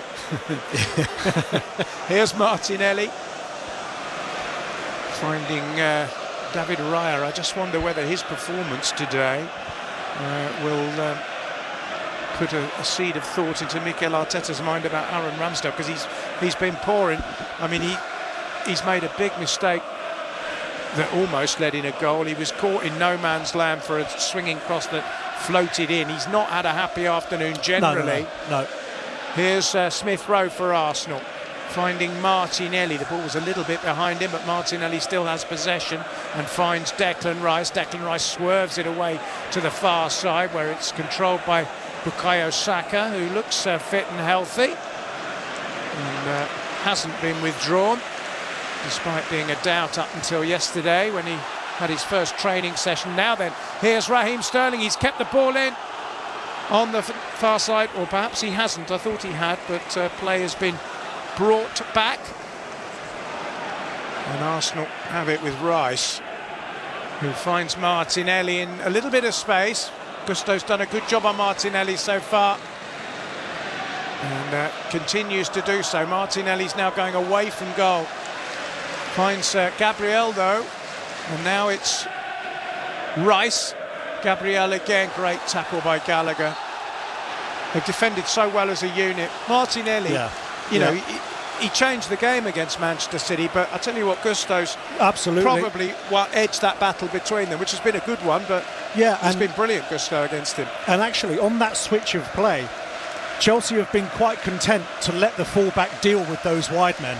I mean, Saka hasn't had a kick up against Cucurella. I'm not convinced he's 100% fit, by the way. Yeah. But it's been the same story on the other side. Martinelli has had no change from Gusto whatsoever.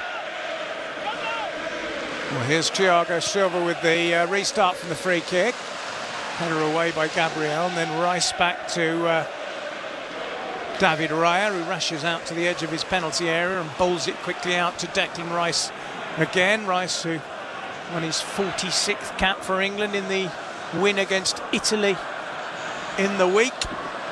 Former Chelsea youth player, of course, Declan Rice. He was released and apparently was in tears when his dad told him that his contract wasn't going to be renewed as a 14-year-old. His best friend is Mason Mount, who, of course, has gone from Chelsea to Manchester United. They were youth team players together, but he hasn't done too badly since being rejected by Stamford Bridge. Well, Chelsea would have sold him this summer anyway, so it doesn't matter any difference. Well, apparently they said he wasn't physical enough. Really? He must have had a growth spurt since he was 14. But anyway, he's had a fantastic career. And he'll be among the stars, I'm sure, of the Euros next summer, which we're looking forward to in Germany. Here's Cole Palmer. Chelsea are in complete control at the moment, aren't they? It's lovely again, and Gusto pushes it forward. They're playing really well. Caicedo to Gusto. This is excellent from Chelsea. And now Gallagher driving forward. If this ends up in a goal, it'll be quite spectacular because they've put some lovely passes together. Here's Cucurella on the left-hand side. Knocks it in low. It's defended by Arsenal, but it comes out to Colwill, and now it's with Thiago Silva, who always seems to introduce a measure of calm to everything he does. Cole Palmer again. I think Palmer's been really good today. Palmer and Gallagher, and as you say, Caicedo's been really good too. Yeah, no, they've been superb. They really have. Cucurella's been great. Gusto's been great. This is quite worrying, I would say, for Arteta. I can't remember the last time I saw an Arsenal team sort of almost give up towards the end of the game. They haven't had much fight, have they? No. Ironically, prior to the second goal, they were okay. Oh, here's Rice. He's hit it from distance. Oh, and he's hit it in. That's an incredible goal by Declan Rice. The ball came out of the area. He spotted that Sanchez was in the wrong position, and he has just hammered it straight back into the net. And Arsenal have a lifeline with 13 minutes left, and it's Declan Rice who's given it to them. It was a real mess from Chelsea's point of view. Sanchez with a very poor clearance, and Rice, that is a terrific finish on the full from distance, and he's given Arsenal a precious little bit of hope. Oh, it's a fabulous finish from Declan Rice, but Sanchez, dearie me, he just has to play a 10-yard pass to Fernandes, and it's 2 yards the wrong side of him. Gallagher gets caught on the wrong side of Rice, which means Rice has an open goal, and he's scored. He's half the deficit, and I can see players coming on for Arsenal, and they're going to go for this. Trossard is coming on for Arsenal, and Kai Havertz, of course, who is part of Chelsea's folklore, having scored the winner in that Champions League final, the All-English affair against Manchester City. Well, I'd literally said a minute before that goal went in, Chelsea are in complete control, and they were. They absolutely were. It's a ridiculous error by a goalkeeper that's gifted us. I mean, you say it was an open goal, it was, but it's still a brilliant finish. It needed finishing. Yeah, it needed, because it's, what's that, 40 yards? Yeah, it's a long way, 35 at least. Ødegaard and Martinelli, incidentally, are the two players that have gone off for Arsenal. So Saka is going to complete the 90 now then. What does that do to Chelsea's mindset? Because, as I say, I wouldn't say they were coasting, but they were looking supremely confident. They really were playing some great football, passing around Arsenal, and I literally just said that the fight has gone out of Arsenal, and it had. Yeah, it actually had, but Chelsea have thrown them a lifeline. But a goal out of nothing, sometimes it can change the entire complexion. The whole dynamic changes. Declan Rice has got his second Arsenal goal, having famously got that late one against Manchester United. He scored against another of the big clubs today. Here's Enzo Fernandez going down on halfway. The referee plays advantage. Conor Gallagher finds Raheem Sterling. Raheem Sterling running into the box at pace. It's Sterling. Cross is blocked by White. It'll be a corner to Chelsea, who I think are stunned by that. I mean, nobody saw that goal coming at all. No. Apart from Declan Rice. I bet he couldn't believe his luck. Well, good finish. Yeah, very good finish, but, if Arsenal get at least a point out of this, it'll be something. It would take them level with Manchester City at the top, albeit trailing on goal difference, but they need another goal. They've got their second corner of the evening to Arsenal 7. But Arsenal haven't really made theirs count. Can Chelsea restore their 2-goal advantage? There are 10 minutes plus stoppage time left. In it comes, and it bypasses everyone really, and comes through to Cole Palmer, who on the edge of the box plays a diagonal ball, and Gusto plays a cross in a poor one, and David Raya clutches the ball. So neither goalkeeper have covered themselves with glory today, have they? No, and this really is an example of, living by the sword, dying by the sword. Yeah. If you want to play like this, incidents like that can happen. Yeah, they do. It does put pressure on goalkeepers. Yeah. You're having to play a different style of football from even in your days, Dave, which wasn't that long ago, was it? Yeah. No, certainly not. As a centre forward for me, being a tall lad, it was just quite simple. Just kick the ball onto my head and we'll play for flick-ons. It's all got more sophisticated exactly, since you retired. Oh dear. Well, Arsenal fans are now, having been taunted with "Can we sing a song for you?" They've found a song and they've found some voice and they've found some heart. Here's Saka. That's a nice chip down the line, but it just bounces in front of Emile Smith-Rowe and goes out for a throw-in. 9 minutes to go. Reece James was just warming up and out of his seat. He sat back down now, but I think he's about to come on. He hasn't played since the opening day of the season, Reece James, when Chelsea drew with Liverpool. Yeah, this is a big game to be thrown into. I mean, I know he's a young lad, but he's relatively experienced and he's a great player. But this is Chelsea captain, isn't he now? But this is a big, whatever it is, ends up being 10-15 minutes. 10-15 probably. Yeah. I mean, we've got 81 and a half on the clock, so I'd be surprised if there was less than 4 minutes of stoppage. I mean, there haven't been a huge amount of stoppages, but a lot of subs. Thankfully, we haven't had any VAR. I hope I'm not speaking too soon. Here's Ben White finding Rice, and Rice trying to get away, but it's a good tackle. Here's Conor Gallagher for Chelsea, but he's given it away. But Arsenal then, with a sloppy clearance, invite Chelsea back on, and Cole Palmer finds Malo Gusto. Here's Moises Caicedo. And now Thiago Silva. Ball is launched forward by Levi Colwill. If Sterling can get there might be a chance for Chelsea, but he can't. It's gone off his boot and behind, and Pochettino is about to introduce both Reece James and Noni Madueke. So that's 2 more substitutions for Chelsea. They'll be very, very pleased to see Reece James back in the side. Sterling is coming off, and Reece James will make his 100th Premier League appearance today, hoping that he can help Chelsea hang on to a 2-1 win. Noni Madueke, a young striker, is also on. He scored against Arsenal last season, Madueke, albeit in a 3-1 defeat. Wearing a black headband, he's replacing Sterling.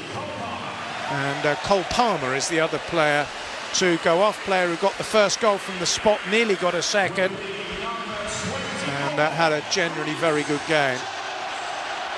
You can hear the roar for Reece James. That's number 24, and absolutely, I mean, he's the club captain now.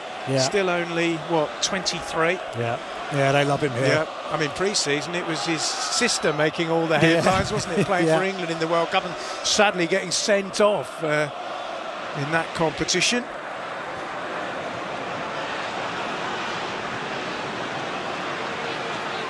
Played in the final though, but they were beaten by Spain. Here's the ball into the box from Arsenal. Oh, and Emile Smith-Rowe is it? No, it's Trossard. Trossard has got there and toe-poked the ball over the line. It looks like they've completed the comeback. The ball in from the right-hand side. I don't think Trossard's had a touch prior to that, but he has sneaked in, and he sneaked Chelsea, or rather Arsenal, back to 2-2. Well, goodness gracious me.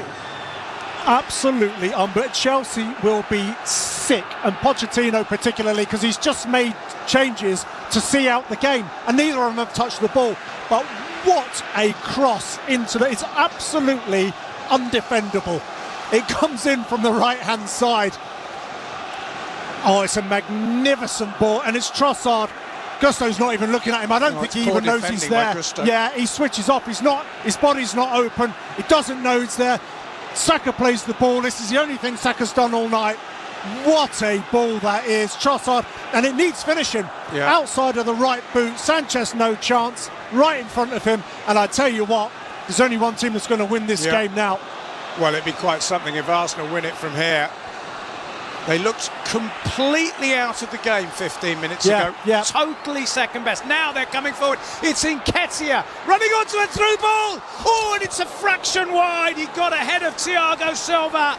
Difficult chance. He was falling backwards and he side-footed it. And it's only a fraction past the post. My goodness me. It was a great ball over the top from White. And the keeper was beaten, but sadly for Arsenal, so was the far post. Oh, it's a brilliant effort from Nketiah because he can't hit all of the ball. He can only toe it. And he just gets his foot around the side of Thiago Silva to toe it towards goal. And Sanchez will be absolutely full of relief to see it go wide. Arsenal fans are smiling. It might get even better for them. There are still 4 minutes left. Leandro Trossard's got his fourth goal of the season. It's his third goal against Chelsea. He scored twice for them when he was playing for Brighton. Gusto just did not read the movement behind him.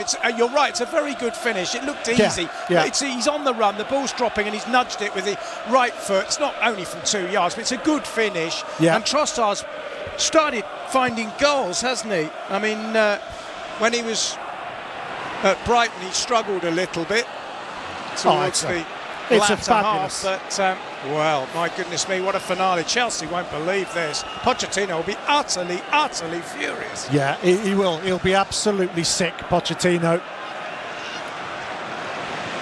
Well, at the other end, Nicholas Jackson tries to get something going for Chelsea. He's repelled by Gabriel. The ball goes out of play. It'll be very interesting to see how much time the fourth official, James Linnington, adds on, because Arsenal are beginning to feel now that they could possibly go on and win it. As it stands, a draw would leave them behind Manchester City on the goal difference.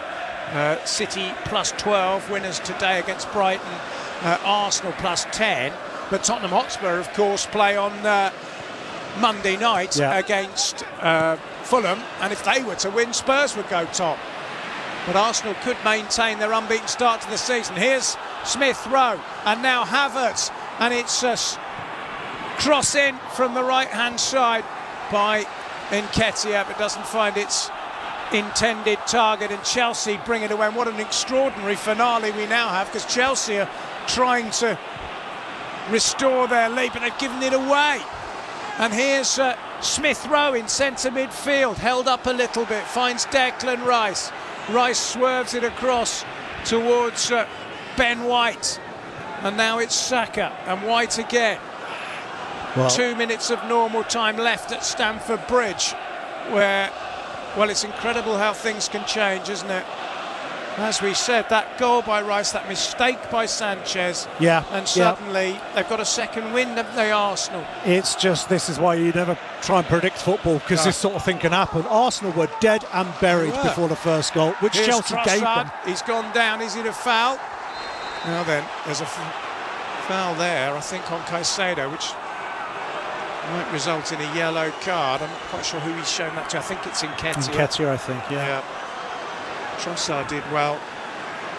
It's, well, didn't look that bad. It was if Caicedo jumped into him, if anything else, but it is a yellow card for Nketiah. I'm not quite sure why. Yeah, no, I'd agree with you there. I think he's jumped into it. I don't see why he's been put, but anyway.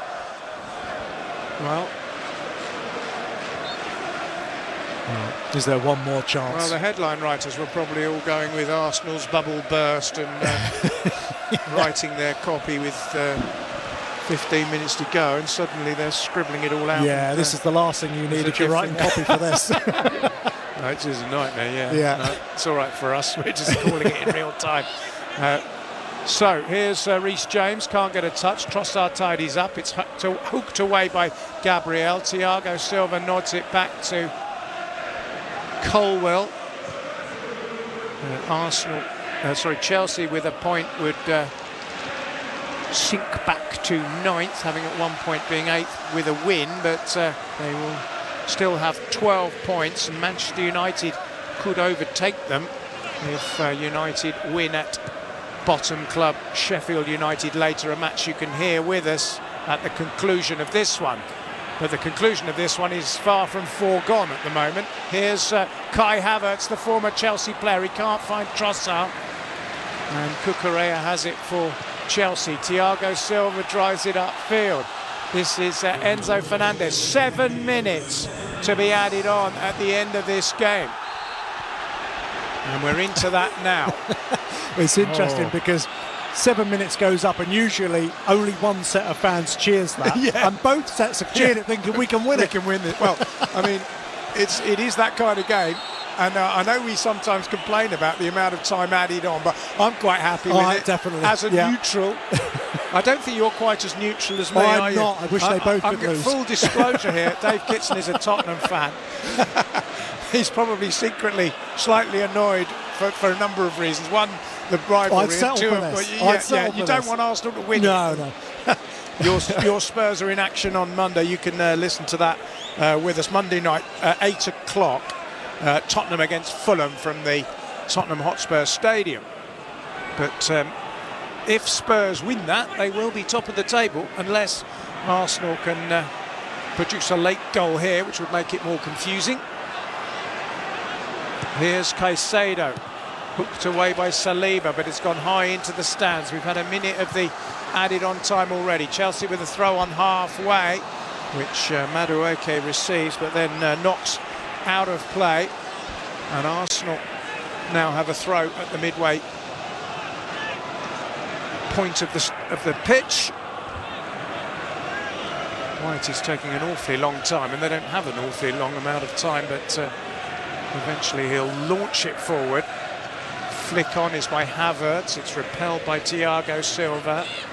Then nodded forward by White. Here's Conor Gallagher. And White over the top, chased by Nketiah, put out of play by Colwill. Colwill doing a good job there defensively, but the ball is midway inside the Chelsea half. Again, it's White looking to get distance with the throw-in. He's sneaking forward, which the Chelsea fans don't like. Flick header by Havertz, belted away by Thiago Silva. And the chase will be won comfortably by Gabriel, who nods it back to David Raya. The most relieved player on the pitch, I would have thought. Absolutely.